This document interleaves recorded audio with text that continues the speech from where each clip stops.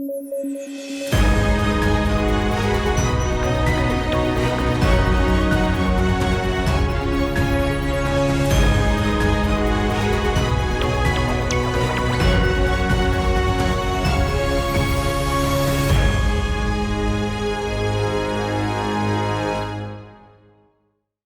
National TV ते विचार चर्चा प्रोग्राम च आप सब दर्शकों ਨੂੰ जी आया आखदे हां ते विचारां ते चर्चा करने ਲਈ ਸਾਡੇ ਨਾਲ ਅੱਜ ਮਾਹਿਰ ਮਹਿਮਾਨ ਮੌਜੂਦ ਨੇ ਦੋ। ਸਭ ਤੋਂ ਪਹਿਲਾਂ ਤਾਂ ਕੁਲਦੀਪ ਜੀ ਤੁਹਾਡਾ ਸਵਾਗਤ ਕਰਾਂਗੇ ਅੱਜ ਦੇ ਇਸ ਪ੍ਰੋਗਰਾਮ 'ਚ ਤੇ ਅੰਮ੍ਰਿਤ ਸ਼ਰਮਾ ਜੀ ਤੁਹਾਡਾ ਵੀ ਬਹੁਤ-ਬਹੁਤ ਸਵਾਗਤ ਅੱਜ ਦੇ ਪ੍ਰੋਗਰਾਮ 'ਚ। ਤੇ ਅੱਜ ਦੇ ਵਿਚਾਰਾਂ ਦੇ ਸਿਲਸਿਲੇ ਵੱਲ ਆਈਏ ਤੇ ਸਭ ਤੋਂ ਪਹਿਲਾਂ ਹੈ ਕਿਸਾਨਾਂ ਵੱਲੋਂ ਘੜੀ ਜਾਰੀ ਰਣਨੀਤੀ। ਮੈਂ ਚਾਹਾਂਗੀ ਕੁਲਦੀਪ ਜੀ ਸ਼ੁਰੂਆਤ ਕਰਨ ਤੇ ਆਪਾਂ ਤੁਹਾਡੇ ਵਿਚਾਰ ਵੀ ਵਿੱਚ ਲਵਾਂਗੇ। ਤੇ ਕਿਸਾਨ ਬੈਠਕਾਂ ਕਰ ਰਹੇ ਨੇ, कदी किते बैठे ने कदी किते बैठे ने। 6 जनवरी का ट्रेलर ट्रैक्टर मार्च ते बाद 7 तरीक तब्दील की गई, अगली रणनीति सारी तैयार हो रही है, विस्तार च दसो। देखो जी, मैनूं लगदा परमिंदर जी तुसीं कोई अंग्रेजी की अखबार पढ़ लई है। ये जिमींदारां दी भाषा च ट्रैक्टर ट्राली मार्च है जी जी। नहीं, मैं ट्रेलर मार्च इस करके आख्या क्योंकि ये ट्रेलर मात्र है, असली मार्च तो 26 जनवरी ਨੂੰ ਉਹਨਾਂ ਨੇ ਪਲਾਨ ਕੀਤਾ ਹੈ। ਚਲੋ ਦੂਸਰੇ ਟ੍ਰੇਲਰ ਵੱਲੋਂ ਲੈ ਗਏ। ਹਾਂਜੀ। ਵੈਸੇ ਕਿਸਾਨਾਂ ਨੇ ਜਿਹੜਾ ਟ੍ਰੇਲਰ ਵਿਖਾਇਆ ਜੀ ਪਿਛਲੇ 3-4 ਮਹੀਨਿਆਂ ਤੋਂ ਸਰਕਾਰ ਨੂੰ ਤੇ ਦੁਨੀਆ ਨੂੰ ਇਸ ਨੇ ਅੱਖਾਂ ਖੋਲ ਦਿੱਤੀਆਂ ਨੇ ਦੁਨੀਆ ਦੀਆਂ। ਜੀ ਦੁਨੀਆ ਦੀਆਂ ਅੱਖਾਂ ਖੁੱਲੀਆਂ ਨੇ ਪਰ ਭਾਰਤ ਸਰਕਾਰ ਦੀਆਂ ਅਜੇ ਵੀ ਨਹੀਂ ਖੁੱਲੀਆਂ। ਜੀ ਪ੍ਰਧਾਨ ਮੰਤਰੀ ਸਾਹਿਬ ਆਸੇ-ਪਾਸੇ ਮੀਟਿੰਗਾਂ ਕਰ ਰਹੇ ਨੇ, दूर तक फोन घुमा रहे ने। ठीक है, बीमार का हाल भी पुछना चाहिए है। देश का सरमाया ने वो लोग साडे खिडारी रहे ने, सौरभ गांगुली BCCI के प्रेजिडेंट ने, उन्हों का हाल चाल भी पुछना बनता है। होर भी खिडारी हैं जिहड़े पक्ष च भी बोले ने, उन्हों का भी पुछना बनता है, वो भी कप्तान रहे ने। पर इन्हां किसानां दा हाल पुछना बहुत जरूरी सी, जो अजे तक प्रधान मंत्री वालों नहीं पुछया गया। अपनी मन की बात करते रहे ने ते दूसरे दे दिल की बात सुनी नहीं। अपने दफ्तर च बैठे हुए ने, उत्थों ही मन की बात रिकॉर्ड करके किसानां लई संदेश जारी कर दिंदे ने, पर किसानां दे नाल रूबरू हो के उन्हां दी एक भी मीटिंग नहीं हुई। जी जी। कदे सकत्तर लैवल दे लोकां नूं अगे कर दिंदे ने, कदे रेलवे मंत्री नूं, ते विच हुण खेतीबाड़ी मंत्री जी जिहड़े ने वो लगे हुए ने। ते गृह मंत्री जी ने एक वखरी जी झलक दित्ती सी पिछे जाए, ਉਹ ਕਿਸਾਨਾਂ ਦੇ ਇੱਕ ਗੁੱਟ ਨੂੰ ਇੱਕ ਪਾਸੇ ਜਾਂ ਲੈ ਗਿਆ ਦਿੱਲੀ ਦੇ ਇੱਕ ਹੋਰ ਪਾਸੇ ਵੱਲ, ਉੱਥੇ ਇੱਕ ਮੀਟਿੰਗ ਕਰਨ ਦੀ ਕੋਸ਼ਿਸ਼ ਕੀਤੀ, ਉਹ ਵੀ ਸਾਰਥਕ ਨਹੀਂ ਹੋਈ। ਤੋੜਨ ਦੇ ਯਤਨ ਵੀ ਹੋਏ, ਬਹੁਤ ਕੁਝ ਹੋਇਆ, ਪਰ ਕਿਸਾਨਾਂ ਵੱਲੋਂ ਰਣਨੀਤੀ ਤੇ ਬੜੀ ਸਿੱਧੀ ਹੈ। ਕਿਸਾਨ ਤੇ ਕੁਝ ਨਾ ਕੁਝ ਕਰਨਗੇ। ਔਰ ਇਹ ਵੱਡੀ ਹੈਰਾਨੀ ਦੀ ਗੱਲ ਹੈ ਕਿ ਵਿਦਆਊਟ ਪਲੈਨਿੰਗ ਇੰਨੀ ਜ਼ਬਰਦਸਤ ਪਲੈਨਿੰਗ ਕੀਤੀ ਗਈ ਕਿਸਾਨਾਂ ਵੱਲੋਂ, ਜਿਹੜੀ ਕਦੀ ਕਿਸੇ ਨੇ ਸੋਚੀ ਵੀ ਨਹੀਂ ਸੀ। ਇੰਨਾ ਸ਼ਾਂਤਮਈ, ਇੰਨਾ ਵਧੀਆ ਤੌਰ ਤਰੀਕੇ ਨਾਲ, ਔਰ ਸਾਰੇ ਮੁਲਕ ਦਾ ਦਿਲ ਜਿੱਤਿਆ, ਸਾਰੇ ਮੁਲਕ ਦੇ ਵਰਗਾਂ ਨੂੰ ਆਪਣੇ ਨਾਲ ਜੋੜ ਲਿਆ। ਕੋਈ ਪੱਥਰ ਦਿਲੀ ਹੋਣਗੇ ਜਿਹੜੇ ਅਜੇ ਤੱਕ ਨਹੀਂ ਜੁੜੇ ਹੋਣਗੇ। ਮੈਂ ਤੇ ਕਈਆਂ ਨੂੰ ਆਖਦਾ, ਭਾਈ ਤੁਸੀਂ ਕਿਸਾਨ ਅੰਦੋਲਨ ਦੇ ਵਿਰੁੱਧ ਨਹੀਂ ਹੋ ਸਕਦਾ ਕੋਈ ਵੀ। ਹਾਂ, ਅਸਹਿਮਤ ਹੋ ਸਕਦੇ ਹੋ ਕਿ ਭਾਰਤੀ ਜਨਤਾ ਪਾਰਟੀ ਦੇ ਸਮਰਥਕ ਹੋ ਸਕਦੇ ਹੋ, ਉਹਨਾਂ ਦੇ ਆਗੂ ਹੋ ਸਕਦੇ ਹੋ, ਪਰ ਕਿਸਾਨਾਂ ਦੀ ਗੱਲ ਤਾਂ ਕਰੋ। ਹੁਣ ਜਿਹੜੀ ਰਣਨੀਤੀ ਇਹਨਾਂ ਨੇ ਅਪਣਾਈ ਹੈ, ਇੱਕ ਤੇ ਇਹਨਾਂ ਨੇ ਜਿਹੜਾ ਸੀ 6 ਮਾਰਚ ਨੂੰ ਟਰੈਕਟਰਾਂ ਦਾ ਜਿਹੜਾ ਇੱਕ ਮਾਰਚ ਕੱਢਣਾ ਸੀ, 6 ਜਨਵਰੀ ਨੂੰ 6 ਜਨਵਰੀ ਨੂੰ ਜਿਹੜਾ ਕੱਢਣਾ ਸੀ, ਉਸ ਨੂੰ ਬਾਰਿਸ਼ ਕਰਕੇ ਕਿਸਾਨ ਵੀ ਹਾਈ ਉਹਨਾਂ ਨੇ ਜਿਹੜਾ ਨਾ ਤਕਨੀਕਾਂ ਜਿਹੜੀਆਂ ਨੇ ਉੱਚੀਆਂ ਅਪਣਾਉਣੀਆਂ ਸ਼ੁਰੂ ਕਰਤੀਆਂ ਨੇ। ਫੋਰਕਾਸਟ ਵੈਦਰ ਤਾਂ ਦੇਖਿਆ ਉਹਨਾਂ ਨੇ, ਤੇ 2-3 ਦਿਨ ਇਹ ਜਿਹੜਾ ਬਾਰਿਸ਼ ਦਾ ਅਨੁਮਾਨ ਹੈ, ਇੰਤਜ਼ਾਮ ਆਪਣੇ ਵੀ ਕੀਤੇ, ਔਰ ਤਰਪਾਲਾਂ ਤੇ ਹੋਰ ਚੀਜ਼ਾਂ ਲਿਜਾ ਕੇ ਰੱਖੀਆਂ। ਖਾਣ ਪੀਣ ਦਾ ਪ੍ਰਬੰਧ ਜਿਹੜਾ ਸੀ ਪਹਿਲਾਂ ਤੋਂ ਕੀਤਾ। ਸਰਕਾਰ ਵਾਂਗੂ ਨਹੀਂ ਜਿਵੇਂ ਸਰਕਾਰ ਹਰ ਸਾਲ ਕਰਦੀ ਹੈ ਕਿ ਬਰਸਾਤਾਂ ਤੇ ਜੁਲਾਈ 'ਚ ਸ਼ੁਰੂ ਹੋਣੀਆਂ ਹੁੰਦੀਆਂ, ਸਾਉਣ ਦਾ ਮਹੀਨਾ, ਤੇ ਇੱਥੇ ਫਿਰ ਸੜਕਾਂ ਦੇ ਕੰਢਿਆਂ ਤੇ ਮਿੱਟੀ ਪਾਉਣ ਦੀਆਂ ਤੇ ਡੈਮਾਂ ਤੇ ਪੁਲਾਂ ਦੀ ਰਿਪੇਅਰ ਦੇ ਲਈ ਫੇਰ ਮੀਟਿੰਗਾਂ ਸ਼ੁਰੂ ਹੁੰਦੀਆਂ ਨੇ। ਸਾਡੇ ਮੁਲਕ ਦੇ ਹਾਲਾਤ ਇਹੋ ਜਿਹੇ ਨੇ, ਜ਼ਿਮੀਂਦਾਰ ਵੱਧ ਸਿਆਣੇ ਨੇ, ਆ ਫਸਲਾਂ ਦੀ ਤਿਆਰੀ ਪਹਿਲਾਂ ਤੋਂ ਕਰਦੇ ਨੇ, ਖੇਤਾਂ ਦੇ ਵਿੱਚ ਬੀਜ ਦਾ ਇੰਤਜ਼ਾਮ ਕਰਦੇ ਨੇ, ਖਾਦਾਂ ਦਾ ਇੰਤਜ਼ਾਮ ਕਰਦੇ ਨੇ, ਲੇਬਰ ਦਾ ਇੰਤਜ਼ਾਮ ਕਰਦੇ ਨੇ। ਜ਼ਿਮੀਂਦਾਰ ਆਰਗੇਨਾਈਜ਼ਡ ਹੈ ਅੱਜ ਦਾ। ਜ਼ਿਮੀਂਦਾਰਾਂ ਨੇ ਆਰਗੇਨਾਈਜੇਸ਼ਨ ਦੇ ਤਹਿਤ ਇਹ ਮਾਰਚ ਦੀ ਤਿਆਰੀ ਕੀਤੀ, ਇੱਕ ਦਿਨ ਇਸ ਨੂੰ ਅੱਗੇ ਪਾ ਲਿਆ। ਇਹ ਕਿਹੜਾ ਕੋਈ 26 ਜਨਵਰੀ ਦੀ ਪਰੇਡ ਹੈ ਕਿ ਉਸੇ ਦਿਨ ਨੂੰ ਹੋਣੀ ਹੈ। ਹੁਣ ਉਹ ਹਾਈਵੇ ਜਿਹੜਾ ਹੈ ਨਵਾਂ, ਇੱਕ ਫ੍ਰੀਵੇ ਹੈ ਬੇਸਿਕਲੀ, ਜਾਂ ਫ੍ਰੀਵੇ ਤਾਂ ਕਹਿ ਲਓ ਕਿ ਭਾਰਤ ਦੇ ਵਿੱਚ ਸ਼ਾਇਦ ਕੋਈ ਨਾ ਹੋਵੇ, ਇੱਕ ਵੱਡਾ ਹਾਈਵੇ ਹੈ। ਇਸ ਨੂੰ ਕੁੰਡਲੀ ਮਾਨਸਰ ਫਲਵਲ ਹਾਈਵੇ ਵੀ ਕਹਿੰਦੇ, ਤੇ KGB ਵੀ ਕੁੰਡਲੀ ਗਾਜ਼ੀਆਬਾਦ ਫਲਵਲ ਹਾਈਵੇ ਵੀ ਕਹਿੰਦੇ ਆ। ਹੁਣ ਇਹ ਜਿਹੜਾ ਮਾਰਚ ਹੈ ਟਰੈਕਟਰਾਂ ਤੇ ਹੋਵੇਗਾ।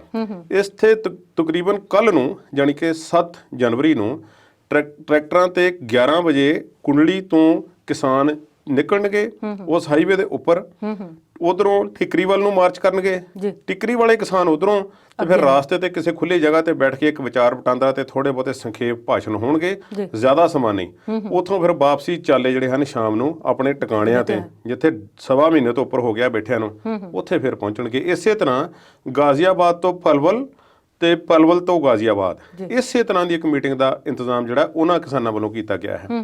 ਸੋ ਇਸ ਦੇ ਵਿੱਚ ਕੁਝ ਲੋਕ ਜਿਹੜੇ ਇਸ ਨੂੰ ਹੁਣ ਕੋਆਰਡੀਨੇਟ ਕਰ ਰਹੇ ਨੇ, 3 ਆਗੂ ਜਿਹੜੇ ਨੇ, ਉਹ ਇੱਕ ਤੇ ਕਿਸਾਨ ਨੇ ਜੋਗਿੰਦਰ ਸਿੰਘ ਉਗਰਾਹਾਂ ਜੀ, ਉਹਨਾਂ ਦੀ ਕਿਸਾਨ ਯੂਨੀਅਨ ਹੈ, ਜੋਗਿੰਦਰ ਯਾਦਵ, ਤੇ ਨਾਲ ਪ੍ਰਸ਼ਾਂਤ ਭੂਸ਼ਣ ਵੀ ਆਏ ਨੇ। ਸੋ ਉਹਨਾਂ ਨੇ ਇੱਕ ਮੀਟਿੰਗ ਕੀਤੀ ਹੈ ਤੇ ਕਿਸਾਨਾਂ ਲਈ ਜੇ ਕੋਈ ਹੋਰ ਇਸ ਤਰ੍ਹਾਂ ਦੀ ਰਣਨੀਤੀ ਜਾਂ ਕੋਈ ਉਲੀਕਣੀ ਹੈ, ਉਹ ਸਾਰੀ ਦਾ ਇੰਤਜ਼ਾਮ ਕੀਤਾ ਹੈ। ਸੋ ਕਿਸਾਨਾਂ ਨੇ ਇਹ ਵੀ ਨਾਲ ਜਾਣਕਾਰੀ ਦਿੱਤੀ ਹੈ, ਵੱਖ-ਵੱਖ ਆਗੂਆਂ ਤੋਂ ਗੱਲ ਇਹਨਾਂ ਨੇ ਜਿਹੜੀ ਜਾਣਕਾਰੀ ਦਿੱਤੀ ਹੈ ਕਿ ਤਾਮਿਲਨਾਡੂ, ਆਂਧਰਾ, ਕਰਨਾਟਕਾ, ਮਹਾਰਾਸ਼ਟਰ ਦੇ ਵਿੱਚ ਉਹਨੇ ਜਗ੍ਹਾ ਦੇ ਨਾਂ ਦੱਸ ਕੇ ਕਿ ਐਸ ਜਗ੍ਹਾ ਤੇ ਪੱਕੇ ਮੋਰਚੇ ਲੱਗੇ ਹੋਏ ਨੇ ਤੇ ਸਾਡੇ ਕਿਸਾਨ ਇੱਥੇ ਵੀ ਪਹੁੰਚ ਰਹੇ ਨੇ ਤੇ ਆਪੋ ਆਪਣੇ ਟਿਕਾਣੇ ਤੇ ਮੋਰਚੇ ਲਾ ਕੇ ਬੈਠੇ ਨੇ। ਅਸੀਂ ਪੂਰੀ ਤਿਆਰੀ ਕੀਤੀ ਹੋਈ ਹੈ। ਸੋ ਸਰਕਾਰ ਦੇ ਕੰਨ ਜਿਹੜੇ ਨੇ ਉਹ ਖੋਲਣੇ ਨੇ। 26 ਜਨਵਰੀ ਨੂੰ ਇੱਕ ਪਰੇਡ ਦਾ ਵੀ ਇੰਤਜ਼ਾਮ ਕੀਤਾ ਜਾ ਰਿਹਾ ਹੈ ਸਾਬਕਾ ਫੌਜੀਆਂ ਵੱਲੋਂ। ਉਸ ਦੇ ਬਾਰੇ ਜੇ ਡਿਟੇਲ ਨਿਕਲ ਕੇ ਸਾਹਮਣੇ ਆਉਣੀ ਹੈ, ਪਰ ਕਿਤੇ ਇੱਕ ਅੱਧੇ ਮੀਡੀਆ ਵਿੱਚ ਸ਼ਾਇਦ ਆਈ ਹੈ, ਪਰ ਕਿਸਾਨਾਂ ਵੱਲੋਂ ਆਉਣ ਵਾਲੇ ਦਿਨਾਂ ਵਾਸਤੇ ਪੂਰੀ ਤਿਆਰੀ ਜਿਹੜੀ ਆ ਉਹ ਕੀਤੀ ਗਈ ਆ। ਹੁਣ ਇਹ ਕਿਉਂ ਕੀਤੀ ਜਾ ਰਹੀ ਹੈ? ਕਿਉਂਕਿ 7ਵੇਂ ਦੌਰ ਦੀ ਮੀਟਿੰਗ ਫੇਲ ਹੋ ਗਈ ਸੀ। ਇਸ ਤੋਂ ਪਹਿਲਾਂ ਵੀ ਮੀਟਿੰਗਾਂ ਫੇਲ ਹੋਈਆਂ। ਮੈਂ ਸਮਝਦਾ 2 ਕੋ ਸਾਰਥਕ ਮੀਟਿੰਗਾਂ ਹੋਈਆਂ ਨੇ ਕੁੱਲ ਮਿਲਾ ਕੇ। ਉਸ ਤੋਂ ਪਹਿਲੀਆਂ ਤੇ ਸਾਰਥਕ ਵੀ ਨਹੀਂ ਸੀ। ਸਰਕਾਰ ਬਿਲਕੁਲ ਵੀ ਸੀਰੀਅਸ ਵੀ ਨਹੀਂ ਸੀ। ਇਹ ਕਹਿਣਾ ਕੋਈ ਅਤਕਥਨੀ ਨਹੀਂ। ਹੁਣ ਸਰਕਾਰ ਥੋੜੀ ਜਿਹੀ ਸੀਰੀਅਸ ਹੋਈ ਆ। ਸਰਕਾਰ ਨੂੰ ਲੱਗਾ ਹੈ ਕਿ ਇਹਨਾਂ ਦੀ ਗੱਲ ਕਰਨੀ ਬਣਦੀ ਹੈ। ਇਸ ਗੱਲ ਤੋਂ ਬਿਨਾਂ ਹੋਰ ਕੋਈ ਗੱਲ ਹੋ ਵੀ ਨਹੀਂ ਰਹੀ। ਜਿਹਨੂੰ ਗੋਦੀ ਮੀਡੀਆ ਆਖਿਆ ਜਾਂਦਾ ਸੀ, ਗੋਦੀ ਮੀਡੀਆ ਦੇ ਉਹ ਲੋਕ ਜੋ ਕਿਸਾਨਾਂ ਦੇ ਖਿਲਾਫ ਭੁਗਤ ਰਹੇ ਸਨ ਤੇ ਸਰਕਾਰ ਦੇ ਝੋਲੀ ਚੁੱਕ ਬਣੇ ਹੋਏ ਸਨ, ਉਹਨਾਂ ਨੂੰ ਲੋਕਾਂ ਨੇ ਨਕਾਰਨਾ ਸ਼ੁਰੂ ਕਰ ਦਿੱਤਾ, ਸ਼ਰੇਆਮ ਨਕਾਰਨਾ ਸ਼ੁਰੂ ਕਰ ਦਿੱਤਾ। ਤੇ ਜੋ ਲੋਕ ਸਪੋਰਟ ਕਰਦੇ ਸਨ ਪੱਤਰਕਾਰ ਭਾਈਚਾਰੇ ਚੋਂ, ਉਹਨਾਂ ਦੀ ਮਦਦ ਕਰਨੀ ਸ਼ੁਰੂ ਕੀਤੀ ਹੈ ਤੇ ਉਹਨਾਂ ਦੇ ਬਾਰੇ ਚੰਗਾ ਪ੍ਰਚਾਰ ਕਰਨਾ ਜਿਹੜਾ ਉਹ ਸ਼ੁਰੂ ਕੀਤਾ। ਕਿਸਾਨਾਂ ਨੇ ਕੂੜ ਪ੍ਰਚਾਰ ਨਹੀਂ ਕਿਸੇ ਦੇ ਖਿਲਾਫ ਕੀਤਾ, ਕੂੜ ਪ੍ਰਚਾਰ ਦਾ ਜਵਾਬ ਦਿੱਤਾ। ਸੋ ਇਹ ਰਣਨੀਤੀ ਹੈ ਜੀ ਕਿਸਾਨਾਂ ਨੇ ਜਿਹੜੀ ਹੁਣ ਅਪਣਾਈ ਹੈ। ਤੇ ਅੰਮ੍ਰਿਤ ਜੀ, ਜਿੱਦਾਂ ਕੁਲਦੀਪ ਜੀ ਨੇ ਵਿਸਥਾਰ ਨਾਲ ਦੱਸਿਆ, ਤੇ ਇੱਕ ਜਗ੍ਹਾ ਮੈਂ ਸੁਣਿਆ ਕਿ ਕੋਈ ਬਿਆਨ ਦੇ ਰਿਹਾ ਸੀ ਕਿ ਖੇਤੀ ਮੰਤਰੀ ਮੀਟਿੰਗ ਤੋਂ ਬਾਅਦ ਨਾ ਆਖਿਰ ਦੇ ਵਿੱਚ ਕਹਿੰਦਾ ਕਿ ਸੱਚੀ ਮੁੱਚੀ ਕਿਸਾਨ ਇਹਨਾਂ ਨੂੰ ਰੱਦ ਹੀ ਕਰਾਉਣਾ ਚਾਹੁੰਦੇ ਹੈ।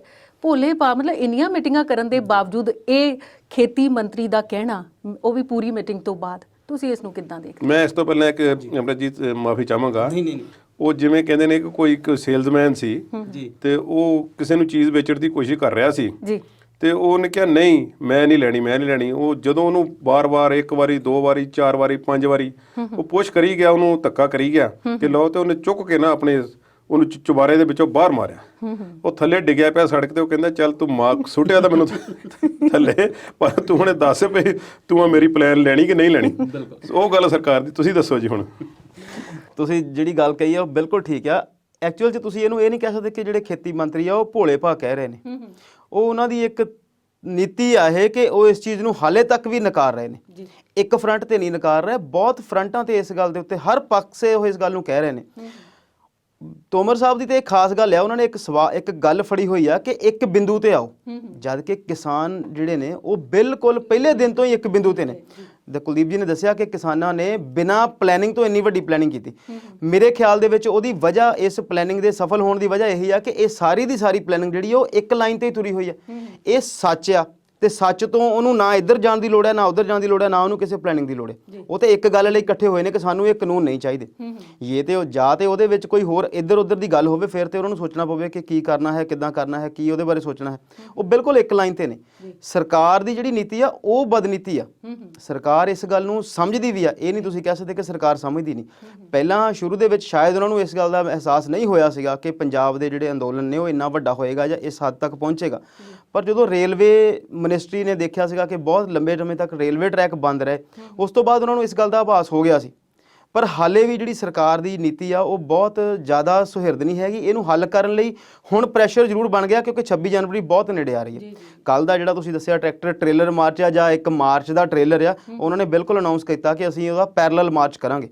ਟਕੈਤ ਜੀ ਨੇ ਅਨਾਉਂਸ ਸਟੇਜ ਤੋਂ ਕੀਤਾ ਸੀਗਾ ਕਿ 1 ਲੱਖ ਤੋਂ ਜ਼ਿਆਦਾ ਟਰੈਕਟਰ ਦਿੱਲੀ ਦੇ ਵਿੱਚ ਲੈ ਕੇ ਜਾਵਾਂਗੇ ਤੇ ਪੈਰਲਲ ਮਾਰਚ ਕਰਾਂਗੇ। ਜਿਹੜੀ ਅੱਜ ਦੀ ਗੱਲ ਆ ਕਿ ਜੈ ਜਵਾਨ ਜੈ ਕਿਸਾਨ, ਤੇ ਬਹੁਤ ਸਾਰੇ ਜਵਾਨ ਵੀ ਚਾਹੁੰਦੇ ਆ ਕਿ ਅਸੀਂ ਉੱਥੇ ਪਹੁੰਚੀਏ। ਉਹਦੇ ਬਾਰੇ 'ਚ ਇਹ ਵੀ ਦੱਸਿਆ ਜਾਂਦਾ ਕਿ ਪੰਜਾਬ ਦੀ ਜਿਹੜੀ ਗਿਣਤੀ ਆ, ਪੰਜਾਬ ਤੇ ਹਰਿਆਣਾ ਦੇ ਵਿੱਚ ਸਾਬਕਾ ਫੌਜੀਆਂ ਦੀ, ਉਹ 6 ਲੱਖ ਦੇ ਨੇੜੇ ਤੇੜੇ ਆ ਤੇ ਉਹ ਸਾਰੇ ਲਾਮਬੰਦ ਹੋ ਰਹੇ ਇਸ ਗੱਲ ਦੇ ਉੱਤੇ ਕਿ ਅਸੀਂ ਜਿਹੜੀ ਇਹ ਰਣਨੀਤੀ ਆ ਇਹਨੂੰ ਪਾਸ ਕਰਾਂਗੇ, ਇਹਨੂੰ ਸਫਲ ਬਣਾਵਾਂਗੇ। ਤੇ ਕਿਸਾਨ ਦਾ ਜਿਹੜਾ ਅੰਦੋਲਨ ਆ, ਅਸੀਂ ਪਹਿਲਾਂ ਵੀ ਬਹੁਤ ਵਾਰ ਗੱਲ ਕੀਤੀ ਕਿ ਉਹ ਕਿਸਾਨੀ ਅੰਦੋਲਨ ਨਹੀਂ ਰਿਹਾ। ਉਹਦੇ 'ਚ ਸਾਰੀਆਂ ਧਿਰਾਂ, ਸਾਰੇ ਵਰਗ, ਸਾਰੀਆਂ ਕਿਰਤੀ ਸਮੂਹ, ਚਾਹੇ ਉਹ ਬਿਜ਼ਨਸਮੈਨ ਨੇ, ਚਾਹੇ ਉਹ ਕਿਸੇ ਹੋਰ ਧਿਰ ਦੇ ਨੇ, ਬਸ਼ਰਤ ਹੈ ਕਿ ਉਹ ਬੀਜੇਪੀ ਦੇ ਕੱਟੜ ਸਮਰਥਕ ਨਾ ਹੋਣ। ਉਹਦੀ ਵਜ੍ਹਾ ਸਿਰਫ ਇਹੀ ਆ ਕਿ ਉਹਨਾਂ ਨੂੰ, ਜਦੋਂ ਅਸੀਂ ਕਹਿੰਦੇ ਆ ਕਿ ਸ਼ਰਧਾਲੂ ਜਿਹੜੇ ਉਹ ਸ਼ਰਧਾ ਦੇ ਉੱਲੂ ਆ, ਗੱਲ ਨੂੰ ਸਮਝਣਾ ਨਹੀਂ ਚਾਹੁੰਦੇ, ਸਮਝਦੇ ਉਹ ਵੀ ਨੇ। ਤੇ ਉਹਨਾਂ ਦੀ ਜਿਹੜੀ ਰਣਨੀਤੀ ਆ ਉਹ ਕਿਸਾਨਾਂ ਦੀ ਤੇ ਬਿਲਕੁਲ ਸਾਫ਼ ਆ ਕਿ ਉਹ ਇਹੀ ਗੱਲ ਕਰਨੀ ਚਾਹੁੰਦੇ ਆ ਕਿ ਸਾਨੂੰ ਇਹ ਕਾਨੂੰਨ ਜਿਹੜੇ ਨਹੀਂ ਚਾਹੀਦੇ। ਹੁਣ ਤੇ ਗੱਲ ਇਸ ਤੋਂ ਵੀ ਅੱਗੇ ਚਲੀ ਗਈ ਆ ਕਿ ਸਿਰਫ ਇਹਨਾਂ ਕਾਨੂੰਨਾਂ ਨੂੰ ਰੱਦ ਕਰਕੇ ਅਸੀਂ ਵਾਪਸ ਨਹੀਂ ਮੁੜਦੇ। ਹੁਣ ਤੇ MSP ਵੀ ਦਿਓ, ਸਾਰੀਆਂ ਫਸਲਾਂ ਤੇ ਦਿਓ ਤੇ ਸਾਰੇ ਮੁਲਕ 'ਚ ਦਿਓ। ਤੇ ਕੁਲਦੀਪ ਜੀ, ਸ਼ਰਮਾ ਜੀ ਨੇ ਬੜਾ ਸੋਹਣਾ ਸਵਾਲ ਕੀਤਾ ਕਿ ਹੁਣ ਕਿਸਾਨ ਦੂਜੇ ਪਾਸੇ ਵੀ ਵੱਲ ਵੱਧ ਰਹੇ ਨੇ। ਤੁਸੀਂ ਇਸ ਨੂੰ ਕਿੱਦਾਂ ਵੇਖਦੇ ਹੋ ਕਿ MSP ਤੋਂ ਬਾਅਦ ਹੁਣ ਸਾਰੀਆਂ ਫਸਲਾਂ ਦਾ MSP? ਅਜੇ ਤਾਂ ਜਿਹੜੀ ਗੱਲ ਹੈ ਕਿਸਾਨਾਂ ਨੇ, ਦੇਖੋ ਗੱਲ ਹੈ ਕਿਸਾਨਾਂ ਦੀ ਮੂਲ ਜਿਹੜੀ ਮੰਗ ਸੀ ਉਸ ਨੂੰ ਤਾਂ ਸਮਝਿਆ ਜਾਵੇ। ਜੀ, ਜਿਵੇਂ ਅਮਰਤ ਜੀ ਨੇ ਦੱਸਿਆ ਕਿ ਇੱਕ ਬਿੰਦੂ ਦੀ ਗੱਲ ਹੈ, ਕਿਸਾਨ ਤੇ ਇਹੋ ਹੀ ਕਹਿ ਰਹੇ ਸੀ ਵੀ ਯਥਾ ਸਥਿਤੀ ਜਿਹੜੀ ਆ ਉਹ ਬਹਾਲ ਕਰ ਦਿਓ। ਜੋ ਕੇਂਦਰ ਵੱਲੋਂ ਖਰੀਦ ਕੀਤੀ ਜਾਂਦੀ ਹੈ, ਕੇਂਦਰੀ ਏਜੰਸੀਆਂ ਵੱਲੋਂ ਜਿਹੜੀ ਹੈ ਪੰਜਾਬ ਦੇ ਵਿੱਚ ਜਾਂ ਹਰਿਆਣਾ 'ਚ ਜਾਂ ਕਿਤੇ ਵੀ ਹੈ, ਤੁਸੀਂ ਉਹਨੂੰ ਬਹਾਲ ਕਰੋ। ਕਣਕ ਤੇ ਝੋਨੇ ਦੀ ਗੱਲ ਹੈ ਨਾ, ਹੋਰ ਫਸਲਾਂ ਦੀ ਤੇ ਤੁਸੀਂ MSP ਜਿਹੜੀ ਹੈ ਪਹਿਲਾਂ ਹੀ ਤੁਸੀਂ ਕਿਸਾਨਾਂ ਨੂੰ ਦੇ ਹੀ ਨਹੀਂ ਰਹੇ, ਤੇ ਤੁਸੀਂ ਕਰਨਾ ਕੀ ਚਾਹੁੰਦੇ ਹੋ? ਹੁਣ ਇਹ ਵੀ ਗੱਲ ਨਿਕਲ ਕੇ ਸਾਹਮਣੇ ਆ ਗਈ, ਸਪਸ਼ਟ ਹੋ ਗਈ, ਇਸ ਗੱਲ ਦੇ ਸਬੂਤ ਆ ਗਏ ਕਿ ਉੱਤਰ ਪ੍ਰਦੇਸ਼ ਦੇ ਬਹੁਤ ਸਾਰੇ ਖੇਤਰ, ਬਿਹਾਰ ਤਕਰੀਬਨ ਸਾਰਾ ਹੀ, ਉੱਤਰਾਖੰਡ ਤਕਰੀਬਨ ਸਾਰਾ ਹੀ, ਮਹਾਰਾਸ਼ਟਰ ਬਹੁਤਾ, ਕਿਸਾਨਾਂ ਨੂੰ ਕਣਕ ਝੋਨੇ ਤੇ ਵੀ MSP ਨਹੀਂ ਮਿਲ ਰਹੀ। ਸੋ ਮੈਂ ਸਮਝਦਾ ਹਲੇ ਕਿਸਾਨ ਅਜੇ ਵੀ ਸਰਕਾਰ ਜਿਹੜੀ ਹੈ ਇੱਥੇ ਵੀ ਅੜ ਜਾਵੇ ਨਾ, ਅੜ ਜਾਵੇ ਕਿ ਵੀ ਮੰਨ ਜਾਵੇ ਵੀ ਅਸੀਂ ਆ ਜਿਹੜੀ ਯਥਾ ਸਥਿਤੀ ਜਿਹੜੀ ਪਹਿਲਾਂ ਵਾਲੀ ਆ ਉਹ ਬਹਾਲ ਕਰਦੇ ਆ ਤੇ ਕਿਸਾਨ ਘਰਾਂ ਨੂੰ ਮੁੜ ਆਉਣਗੇ ਹਾਲ ਦੀ ਘੜੀ। ਪਰ ਜੇ ਇਹ ਖਰਾਬ ਕਰਨਗੇ ਤਾਂ ਫਿਰ ਕਿਸਾਨਾਂ ਨੇ ਪਿੱਛੇ ਨਹੀਂ ਮੁੜਨਾ, ਇਹ ਦੇਖ ਲੈਣਾ ਜੀ। ਤੇ ਆਪਾਂ ਵੀ ਬਿਲਕੁਲ ਪਿੱਛੇ ਨਹੀਂ ਮੁੜਾਂਗੇ ਆਪਣੇ ਮੁੱਦਿਆਂ ਤੋਂ, ਪਰ ਇਸ ਵੇਲੇ ਘੜੀ ਦੀਆਂ ਸੂਈਆਂ ਦਾ ਇਸ਼ਾਰਾ ਹੈ। ਬ੍ਰੇਕ ਤੋਂ ਬਾਅਦ ਵਿਚਾਰ ਚਰਚਾ 'ਚ ਮੁੜਦੇ ਹਾਂ।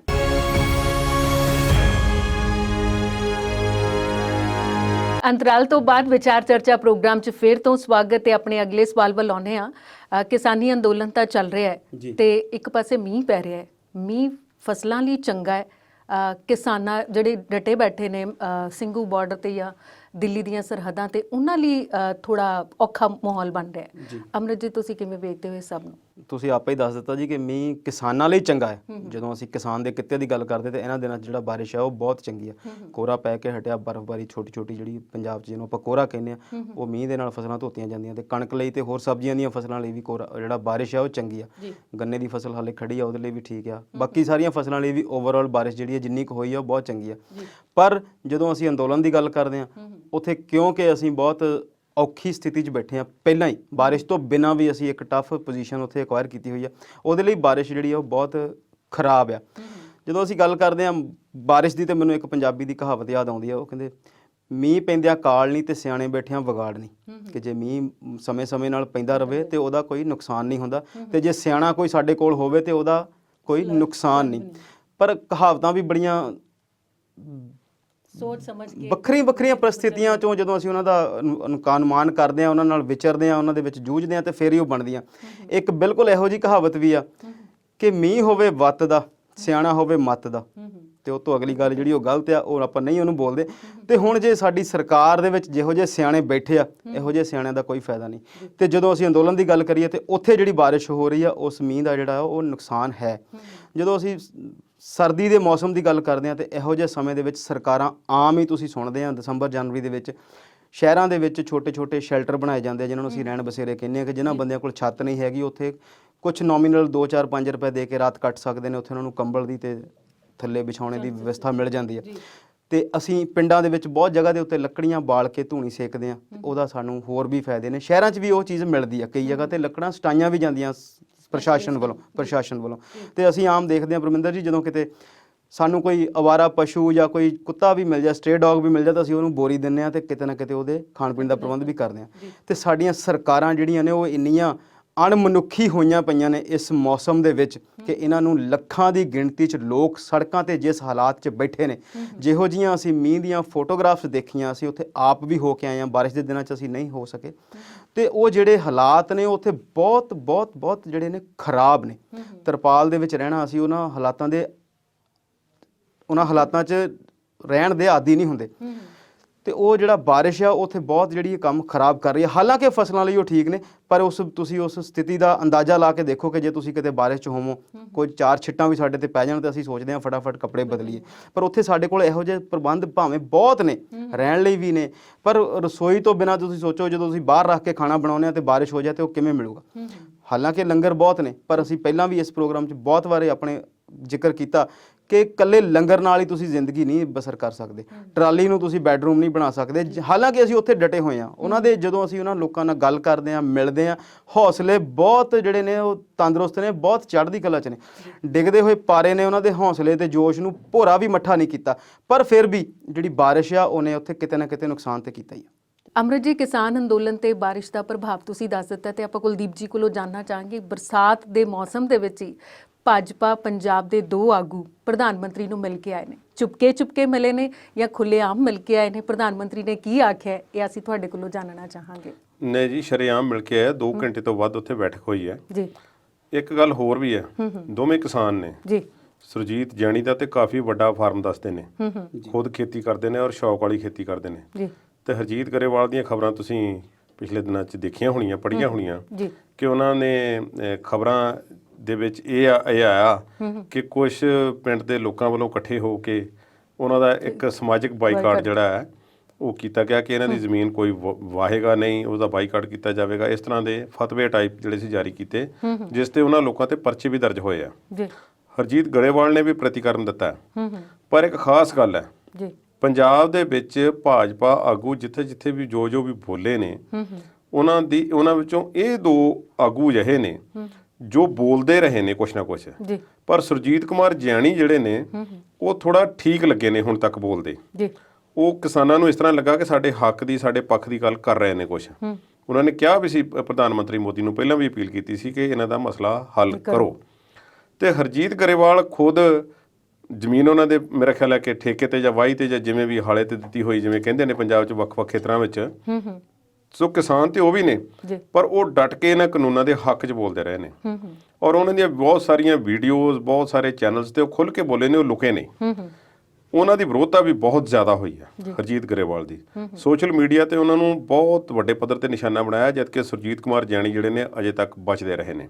ਸੁਰਜੀਤ ਕੁਮਾਰ ਜਿਆਣੀ ਤੇ ਹਰਜੀਤ ਗਰੇਵਾਲ, ਇਹਨਾਂ ਤੋਂ ਬਾਅਦ ਜਿਹੜੇ ਵੀ ਭਾਜਪਾ ਦੇ ਆਗੂ ਪੰਜਾਬ 'ਚ ਬੋਲੇ ਨੇ, ਉਹਨਾਂ ਨੂੰ ਬਹੁਤ ਵੱਡੇ ਵਿਰੋਧ ਦਾ ਸਾਹਮਣਾ ਕਰਨਾ ਪਿਆ। ਅਸ਼ਵਨੀ ਸ਼ਰਮਾ, ਯਾਦ ਹੋਵੇਗਾ ਸਾਰਿਆਂ ਨੂੰ ਕਿ ਉਹਨਾਂ ਦੀ ਗੱਡੀ ਦਾ ਸ਼ੀਸ਼ਾ ਭੰਨ ਦਿੱਤਾ ਗਿਆ ਸੀ, ਜਾਂ ਭੱਜ ਗਿਆ ਜਾਂ ਕਿਸੇ ਨੇ ਭੰਨ ਦਿੱਤਾ, ਇਸ ਗੱਲ ਦਾ ਪਤਾ ਨਹੀਂ। ਰੌਲਾ ਰੱਪਾ ਪਿਆ, ਪਰਚੇ ਦਰਜ ਹੋਏ, ਉਸ ਤੇ ਹਮਲਾ ਉਸ ਨੂੰ ਕਰਾਰ ਦਿੱਤਾ ਗਿਆ, ਪਰ ਉਹਨਾਂ ਨੂੰ ਵੀ ਇੱਕ ਕਿਸਮ ਦਾ ਚੁੱਪ ਕਰਕੇ ਬੈਠਣਾ ਪਿਆ, ਕਿਉਂਕਿ ਕਾਂਗਰਸ ਦੇ ਕੁਝ ਆਗੂਆਂ ਨੇ ਕਹਿ ਦਿੱਤਾ ਕਿ ਤੁਸੀਂ ਸਾਡਾ ਨਾਂ ਲਿਖਾ ਦਿਓ, ਅਗਰ ਤੁਸੀਂ ਚਾਹੁੰਦੇ ਹੋ ਕਿ ਕਿਸੇ ਨੇ ਭੰਨਿਆ ਤੇ ਮੈਂ ਭੰਨਿਆ। ਸੋ ਉਹ ਗੱਲ ਵੀ ਚੁੱਪ ਕੜੁੱਪ ਹੋ ਗਈ। ਉਸ ਤੋਂ ਬਾਅਦ ਤੀਕਸ਼ਣ ਸੂਦ, ਸਾਬਕਾ ਮੰਤਰੀ ਨੇ ਉਹ ਭਾਜਪਾ ਦੇ ਪੰਜਾਬ ਦੇ ਵਿੱਚ, ਉਹਨਾਂ ਨੇ ਇੱਕ ਬਿਆਨ ਦੇ ਦਿੱਤਾ ਕਿ ਕਿਸਾਨ ਤੇ ਪਿਕਨਿਕ ਮਨਾਉਣ ਗਏ ਹੋਏ ਨੇ। ਉਹਨਾਂ ਨਾਲ ਜੋ ਹੋਇਆ ਤੁਹਾਨੂੰ ਪਤਾ ਹੈ ਕਿ ਗੋਹੇ ਦੀ ਟਰਾਲੀ ਉਹਨਾਂ ਦੇ ਘਰ ਦੇ ਗੇਟ ਖੋਲ ਕੇ ਅੰਦਰ ਸੁੱਟ ਦਿੱਤੀ ਗਈ ਤੇ ਫਿਰ ਨੌਜਵਾਨਾਂ ਤੇ ਪਰਚੇ ਦਰਜ ਕੀਤੇ ਗਏ, ਜਿਨ੍ਹਾਂ ਵਿੱਚ 307 ਦਾ ਇਰਾਦਾ ਕਤਲ ਦਾ ਪਰਚਾ ਵੀ ਸੀ। ਉਹ ਹੁਸ਼ਿਆਰਪੁਰ ਇੱਕ ਵੱਡਾ ਮੁਜ਼ਾਹਰਾ ਹੋਇਆ ਔਰ ਸਰਕਾਰ ਨੂੰ ਝੁਕਣਾ ਪਿਆ, ਤੇ ਸਰਕਾਰ ਨੇ ਉਹ ਜਿਹੜਾ ਸੀ ਪੁਲਿਸ ਪ੍ਰਸ਼ਾਸਨ ਨੇ ਉਹ ਪਰਚੇ ਵਾਪਸ ਲੈਣ ਦਾ ਐਲਾਨ ਕੀਤਾ ਹੈ। ਉਹ ਰੱਦ, ਹਾਲਾਂਕਿ ਉਹ SIT ਦੇ ਥਰੂ ਹੋਣਗੇ, ਐਵੇਂ ਨਹੀਂ ਰੱਦ ਹੋ ਸਕਦੇ, ਪਰ ਉਹ ਜਿਹੜੇ ਸੀ ਵਾਪਸ ਲੈ ਜਾਣਗੇ। ਸੋ ਉੱਥੇ ਵੀ ਝੁਕਣਾ ਪਿਆ। ਹੁਣ ਹਰਜੀਤ ਗਰੇਵਾਲ ਡਟ ਕੇ ਬਿਆਨ ਦਿੰਦੇ ਰਹੇ ਨੇ, ਅਜੇ ਤੱਕ ਉਹ ਖਲੋਤੇ ਨੇ, ਤੇ ਉਹ ਪ੍ਰਧਾਨ ਮੰਤਰੀ ਮੋਦੀ ਦਾ ਉਹਨਾਂ ਨੂੰ ਮਿਲਣਾ, ਮੈਂ ਸਮਝਦਾ ਕਿ ਕਿਸਾਨਾਂ ਦਾ ਇੱਕ ਕਿਸਮ ਦਾ ਇਹਨਾਂ ਦੀ ਬੇਇੱਜ਼ਤੀ ਕੀਤੀ ਗਈ ਆ ਪ੍ਰਧਾਨ ਮੰਤਰੀ ਮੋਦੀ ਵੱਲੋਂ, ਕਿ ਤੁਸੀਂ ਪੰਜਾਬ ਦੇ ਭਾਜਪਾ ਆਗੂਆਂ ਨੂੰ ਕਿਉਂ ਬੁਲਾ ਰਹੇ ਹੋ? ਤੁਸੀਂ ਹੋਰ ਵੀ ਆਗੂ ਹਨ, ਤੁਸੀਂ ਜੇ ਬੁਲਾਉਣਾ ਹੀ ਆ ਤੇ ਭਾਵੇਂ ਤੁਹਾਡੀ ਭਾਈਵਾਲੀ ਖਤਮ ਹੋ ਚੁੱਕੀ ਹੈ, ਤੁਸੀਂ ਗੋਡੀ ਹੱਥ ਲਾਉਂਦੇ ਸੀ ਉਸ ਇਨਸਾਨ ਦੇ, ਤੁਸੀਂ ਉਹਨੂੰ ਪੰਜਾਬ ਦਾ ਨੈਲਸਨ ਮੰਡੇਲਾ ਆਖਦੇ ਸੀ, ਉਹਨਾਂ ਨੂੰ ਪੁੱਛ ਲਓ। ਇੰਨੇ ਚਿਰ ਤੋਂ ਭਾਈਵਾਲੀ ਰਹੀ ਹੈ, ਹਾਂਜੀ, ਇੰਨੀ ਪੁਰਾਣੀ ਜਨਸੰਘ ਦੇ ਵੇਲੇ ਦੀ ਭਾਈਵਾਲੀ ਹੈ। ਪ੍ਰਕਾਸ਼ ਸਿੰਘ ਬਾਦਲ ਨੂੰ ਵੀ ਪੁੱਛਿਆ ਜਾ ਸਕਦਾ ਸੀ, ਪਰ ਚਲੋ ਉਹਨਾਂ ਦੀ ਵੀ ਸਥਿਤੀ ਇਸ ਵੇਲੇ ਪੰਜਾਬ ਵਿੱਚ ਬਹੁਤੀ ਬਿਹਤਰ ਨਹੀਂ, ਬਲਕਿ ਬਹੁਤ ਖਰਾਬ ਹੈ। ਪਰ ਜਿਨ੍ਹਾਂ ਨੂੰ ਪੁੱਛਣਾ ਚਾਹੀਦਾ ਸੀ ਉਹਨਾਂ ਤੋਂ ਨਹੀਂ ਪੁੱਛਿਆ ਜਾ ਰਿਹਾ। ਸੋ ਹੁਣ ਉਹ ਮਿਲ ਕੇ ਆਏ ਨੇ। ਇਸ ਦੇ ਵਿੱਚ ਖਬਰਾਂ ਜਿਹੜੀਆਂ ਅੰਦਰ ਗੱਲਾਂ ਬਾਤਾਂ ਹੋਈਆਂ ਨੇ, ਹਰਜੀਤ ਗਰੇਵਾਲ ਨੇ ਤੇ ਕਿਹਾ ਕਿ ਦੇਖੋ ਜੀ, ਕਿਸਾਨ ਉਹਨਾਂ ਨਾਲ ਗੱਲ ਉਹ ਤਿਆਰ ਨੇ, ਜੋ ਭਲਾ ਪੰਜਾਬ ਦਾ ਨਰਿੰਦਰ ਮੋਦੀ ਸੋਚ ਰਹੇ ਨੇ ਉਹ ਹੋਰ ਕੋਈ ਸੋਚ ਵੀ ਨਹੀਂ ਸਕਦਾ। ਸੁਰਜੀਤ ਕੁਮਾਰ ਜਿਆਣੀ ਦੇ ਇੱਕ ਮੀਡੀਆ ਦੇ ਹਵਾਲੇ ਨਾਲ ਇੱਕ ਵੱਖਰੀ ਕਿਸਮ ਦੀ ਖਬਰ ਆ ਰਹੀ ਹੈ। ਉਹਨਾਂ ਨੇ ਕਹਿੰਦੇ ਨੇ ਕਿ ਇਹ ਗੱਲ ਆਖੀ ਹੈ ਕਿ ਇਹ 40 ਵਿਅਕਤੀਆਂ ਨਾਲ ਗੱਲਬਾਤ ਨਹੀਂ ਹੋ ਸਕਦੀ, ਇਹਨਾਂ ਵਿੱਚ ਕੋਈ ਇੱਕ ਆਗੂ ਵੀ ਅਜਿਹਾ ਨਹੀਂ ਜੋ ਆਪਣੇ ਸਿਰ ਖੁਦ ਹੋ ਕੇ ਸਹੀ ਫੈਸਲਾ ਮੌਕੇ ਤੇ ਲੈ ਸਕੇ। ਇੰਨੇ ਵਿਅਕਤੀਆਂ ਨਾਲ ਗੱਲਬਾਤ ਸਿਰੇ ਨਹੀਂ ਲੱਗੇਗੀ। ਕਿਸਾਨਾਂ ਨੂੰ ਇੱਕ ਆਗੂ ਭੇਜਣਾ ਚਾਹੀਦਾ ਤੇ ਉਹਦੇ ਨਾਲ ਕਿਸੇ ਨੁਕਤੇ ਤੇ ਗੱਲ ਕੀਤੀ ਜਾ ਸਕੇ। ਹੁਣ ਜੇ ਉਹਨਾਂ ਨੇ ਵਾਕਿਆ ਇਹ ਗੱਲ ਕਹੀ ਹੈ ਤੇ ਇਸ ਦਾ ਸਿੱਧਾ ਅਰਥ ਹੈ ਵੀ ਇੱਕ ਭੇਜੋ, ਉਹਨੂੰ ਕੋਈ ਗੱਫਾ ਦੇਈਏ ਤੇ ਉਹਨੂੰ ਚੁੱਪ ਕਰਾਈਏ। ਹਾਂਜੀ, ਤੇ ਇਹ ਇਸ ਤਰ੍ਹਾਂ ਦੀ ਸਥਿਤੀ ਹੈ। ਪਰ ਉਹ ਮਿਲ ਕੇ ਆਏ ਨੇ, ਮਿਲ ਕੇ ਕੀ ਸਾਰਥਕ ਵਿੱਚੋਂ ਨਿਕਲਿਆ ਇਹ ਉਹਨਾਂ ਨੇ ਕੁਝ ਨਹੀਂ ਦੱਸਿਆ ਜੀ। ਮੈਨੂੰ ਇਦਾਂ ਲੱਗਦਾ ਕਿ ਇਹ ਆਪ ਮਿਲਣ ਨਹੀਂ ਗਏ, ਇਹਨਾਂ ਨੂੰ ਉਹਨਾਂ ਨੇ ਬੁਲਾਇਆ ਜੀ। ਮੈਨੂੰ ਐਵੇਂ ਲੱਗਦਾ। ਉਹਦੀ ਵਜ੍ਹਾ ਇਹ ਹੈ ਕਿ ਅਸੀਂ ਸ਼ੁਰੂ ਤੋਂ ਦੇਖਦੇ ਆਏ ਹਾਂ ਕਿ ਪਹਿਲਾਂ ਉਹਨਾਂ ਨੇ ਸੈਕਟਰੀ ਲੈਵਲ ਦੇ ਬੰਦਿਆਂ ਨਾਲ ਮੀਟਿੰਗਸ ਕੀਤੀਆਂ, ਫਿਰ ਤਰੁਣ ਚੁੱਗ ਜੀ ਵਿੱਚ ਵੀ ਉਹ ਵੀ ਬੰਦੇ ਵਿੱਚ ਸਾਹਮਣੇ ਆਏ, ਤੋਮਰ ਨਾਲ ਵੀ ਕੁਝ ਮੁਲਾਕਾਤਾਂ ਹੋਈਆਂ, ਸ਼ਾਹ ਨੇ ਵੀ ਇੱਕ ਮੁਲਾਕਾਤ ਕੀਤੀ ਸੀ। ਇਹਨਾਂ ਸਾਰਿਆਂ ਤੋਂ ਬਾਅਦ ਮੈਨੂੰ ਕਿਤੇ ਨਾ ਕਿਤੇ ਇਦਾਂ ਲੱਗਦਾ ਕਿ ਮੋਦੀ ਹੁਣ ਆਪ ਇਸ ਮਸਲੇ ਨੂੰ ਇੰਟਰਵੀਨ ਕਰਨਾ ਚਾਹੁੰਦੇ ਤੇ ਉਹਨੇ ਇਹਨਾਂ ਨੂੰ ਬੁਲਾਇਆ ਕਿ ਇੱਕ ਵਾਰੀ ਇਹਨਾਂ ਤੋਂ ਆਪ ਇਨਪੁਟ ਲੈਣੀ ਚਾਹੁੰਦੇ ਨੇ। ਪਰ ਜਿਹੜਾ ਜਿਆਣੀ ਜੀ ਦਾ ਬਿਆਨ ਆ ਉਹ ਵਾਕਈ ਬਹੁਤ ਹਾਸੋਹੀਣ ਆ, ਕਿਉਂਕਿ ਇਸ ਗੱਲ ਨੂੰ ਕਿਸਾਨ ਬਹੁਤ ਵਾਰ ਰੱਦ ਕਰ ਚੁੱਕੇ ਆ ਕਿ ਅਸੀਂ ਇੱਕ ਜਾਂ ਦੋ ਬੰਦਿਆਂ ਨੇ ਗੱਲ ਨਹੀਂ ਕਰਨੀ, ਸਾਡੀ ਜਿਹੜੀ ਗਰੁੱਪ ਆ ਉਹਦੇ ਨਾਲ ਹੀ ਗੱਲ ਤੁਹਾਡੀ ਹੋਣੀ ਹੈ। ਤੇ ਮੀਟਿੰਗਾਂ 7-8 ਹੋ ਵੀ ਚੁੱਕੀਆਂ ਇਸੇ ਤਰ੍ਹਾਂ ਦੀਆਂ। ਸ਼ਾਹ ਵਾਲੀ ਜੇ ਮੀਟਿੰਗ ਨੂੰ ਆਪਾਂ ਵਿੱਚ ਕਰ ਲਈਏ ਤੇ ਉਹ 7 ਜਾਂ 8 ਮੀਟਿੰਗਸ ਬਣ ਜਾਂਦੀਆਂ। ਹਾਲੇ ਵੀ ਜੇ ਉਹ ਕਹਿੰਦੇ ਆ ਕਿ ਅਸੀਂ ਇੱਕ ਲੀਡਰ ਨਾਲ ਗੱਲ ਕਰਨੀ ਆ ਤੇ ਕੋਈ ਗੱਲ ਨਹੀਂ ਹੈਗੀ। ਜਿੱਥੋਂ ਤੱਕ ਉਹਨਾਂ ਨੇ ਜਿਆਣੀ ਸਾਹਿਬ ਨੇ ਗੱਲ ਕੀਤੀ ਆ ਕਿ ਸਮਝੌਤੇ ਦੀ ਜਾਂ ਸੌਦੇ ਦੀ, ਤੇ ਗੱਲ ਹੀ ਸਿੱਧੀ ਆ ਕਿ ਕਾਨੂੰਨ ਰੱਦ ਕਰੋ, MSP ਲਾਗੂ ਕਰੋ। ਤੇ ਉਹਦੇ 'ਚ ਹੁਣ ਤੁਸੀਂ ਇੱਕ ਬੰਦੇ ਨਾਲ ਗੱਲ ਕਰ ਲਓ, ਚਾਹੇ 10 ਨਾਲ ਕਰ ਲਓ, ਚਾਹੇ ਲੱਖਾਂ ਨਾਲ ਕਰ ਲਓ, ਗੱਲ ਤੇ ਉੱਥੇ ਹੀ ਹੈ। ਇੱਕ ਗੱਲ ਹੋਰ ਵੀ ਸੀ ਕਿ ਜਦੋਂ ਕਿਸਾਨ ਉੱਥੇ ਜਾਂਦੇ ਨੇ ਅੰਦਰ ਗੱਲਬਾਤ ਕਰਨ ਵਾਸਤੇ, ਤੇ ਇੱਕ ਮੌਕੇ ਤੇ ਇੱਕ ਵਿਅਕਤੀ ਤੋਂ ਗੱਲ ਕਰਵਾਈ ਜਾਂਦੀ ਹੈ ਕਿਸਾਨ ਆਗੂਆਂ ਵੱਲੋਂ। ਇਹ ਨਹੀਂ ਕਿ ਸਾਰੇ ਦੇ ਸਾਰੇ ਉੱਥੇ ਜਾ ਕੇ ਇਕੱਠੇ ਬੋਲਣਾ ਸ਼ੁਰੂ ਕਰ ਦਿੰਦੇ ਨੇ। ਇਹ ਗੱਲ ਸਾਬਤ ਹੋ ਚੁੱਕੀ ਹੈ। ਜੇ ਇੱਕ ਵਿਅਕਤੀ ਬੋਲਦਾ ਹੈ, ਰਾਜੇਵਾਲ ਸਾਹਿਬ ਬੋਲਦੇ ਨੇ ਜਾਂ ਗੁਰਾਹਾਂ ਨੇ ਜਾਂ ਹੋਰ ਕੋਈ ਵੀ ਜਿਸ ਨੂੰ ਇੱਕ ਮੌਕੇ ਤੇ ਜਿਹੜਾ ਹੈ ਮੋਹਰੇ ਕੀਤਾ ਜਾਂਦਾ ਬੋਲਣ ਵਾਸਤੇ, ਗੱਲਬਾਤ ਕਰਨ ਵਾਸਤੇ, ਤੇ ਹੋਰ ਬਾਕੀਆਂ ਵੱਲੋਂ ਇਹ ਤਰੀਕਾ ਅਪਣਾਇਆ ਜਾਂਦਾ ਕਿ ਕਿਸੇ ਨੇ ਕੋਈ ਗੱਲ ਕਰਨੀ ਹੋਵੇ ਤਾਂ ਉਸ ਦੇ ਕੋਲ ਜਾ ਕੇ ਉਸਨੂੰ ਹਾਂਜੀ ਜਾਂ ਲਿਖਤੀ ਤੌਰ ਤੇ ਉਸ ਨੂੰ ਸੰਦੇਸ਼ ਪਹੁੰਚਾਇਆ ਜਾਂਦਾ। ਇਸ ਤਰ੍ਹਾਂ ਗੱਲ ਹੁੰਦੀ ਹੈ। ਇਹ ਇੱਕ ਨਵਾਂ ਮੁੱਦਾ ਉਹਨਾਂ ਨੇ ਖੜਾ ਕੀਤਾ। ਮੈਂ ਸਮਝਦਾ ਕਿ ਉਹਨਾਂ ਦੀ ਗੱਲ ਕਰਨੀ ਇਹ ਬਣਦੀ ਨਹੀਂ। ਕਿਸਾਨਾਂ ਵੱਲੋਂ ਸਿੱਧੀ ਸਪਸ਼ਟ ਗੱਲ ਹੈ, ਜਿਵੇਂ ਅਮਰਤ ਜੀ ਨੇ ਕਿਹਾ ਕਿ ਕਾਨੂੰਨ ਰੱਦ ਕਰੋ, ਬੰਦੇ ਇੱਕ ਹੋਣ ਜਾਂ 10 ਹੋਣ ਜਾਂ 35 ਹੋਣ ਜਾਂ 40 ਹੋਣ ਜਾਂ 400 ਹੋਣ, ਤੇ ਉਹ ਤੇ ਲੱਖਾਂ ਵੀ ਤਾਂ ਬੈਠੇ ਨੇ। ਉਹਨਾਂ ਜਿਹੜੇ ਬੰਦਿਆਂ ਨੂੰ ਭੇਜਿਆ ਉਹਨਾਂ ਨੇ ਆ ਕੇ ਜਵਾਬ ਵੀ ਤਾਂ ਦੇਣਾ ਹੈ ਉਹਨਾਂ ਨੂੰ। ਉਹਨਾਂ ਸਟੇਜ ਦੇ ਉੱਤੋਂ ਜਿੱਥੋਂ ਚੰਗਿਆਂ ਨੂੰ ਮੋੜ ਦਿੱਤਾ ਗਿਆ, ਜੋ ਜਿਨ੍ਹਾਂ ਕੋਲ ਵੱਡੇ ਅਵਾਰਡ ਸੀ ਤੇ ਪੰਜਾਬ ਦੇ ਲੋਕ ਉਹਨਾਂ ਦੇ ਮਗਰ ਲੱਖਾਂ ਦੀ ਗਿਣਤੀ ਵਿੱਚ ਭੱਜਦੇ ਸਨ, ਅੱਜ ਉਹ ਸਟੇਜ ਤੇ ਚੜ੍ਹਨ ਦਾ ਉਹਨਾਂ ਨੂੰ ਹੁਕਮ ਨਹੀਂ ਉਸ ਤੇ ਕੁੰਡਲੀ ਮੋਰਚੇ ਤੇ ਇਹ ਕਿਸਾਨ ਇਸ ਤਰ੍ਹਾਂ ਜੇ ਉਹਨਾਂ ਵਿੱਚੋਂ ਇੱਕ ਲੀਡਰ ਕੱਢ ਕੇ ਉਹਨੂੰ ਕਿਸੇ ਤਰੀਕੇ ਨਾਲ ਮਨਾ ਕੇ ਉਹ ਗੱਲ ਕੀਤੀ ਜਾਵੇਗੀ ਤੇ ਉਹ ਵਿਚਾਰੇ ਦੀ ਤਾਂ ਹਾਲਤ ਪਤਲੀ ਹੋ ਜਾਵੇਗੀ। ਜੀ। ਤੇ ਕੁਲਦੀਪ ਜੀ, ਆਪਾਂ ਗੱਲਬਾਤ ਅਗਲੇ ਵਿਸ਼ੇ ਵੱਲ ਮੁੜਾਂਗੇ। ਬੋਰਿਸ ਜੌਨਸਨ ਨੇ ਕਿਹਾ ਕਿ ਮੈਂ 26 ਜਨਵਰੀ ਨੂੰ ਨਹੀਂ ਆ ਰਿਹਾ। ਕਿਉਂ ਨਹੀਂ ਆ ਰਿਹਾ, ਕੀ ਵਜ੍ਹਾ ਹੈ ਇਸ ਪਿੱਛੇ, ਉਹਦੇ ਬਾਰੇ ਆਪਾਂ ਵਿਸਥਾਰ 'ਚ ਗੱਲਬਾਤ ਕਰਾਂਗੇ। ਪਰ ਇਸ ਵੇਲੇ ਵਿਚਾਰ ਚਰਚਾ ਪ੍ਰੋਗਰਾਮ 'ਚ ਬ੍ਰੇਕ ਤੋਂ ਬਾਅਦ ਮਿਲਦੇ ਹਾਂ।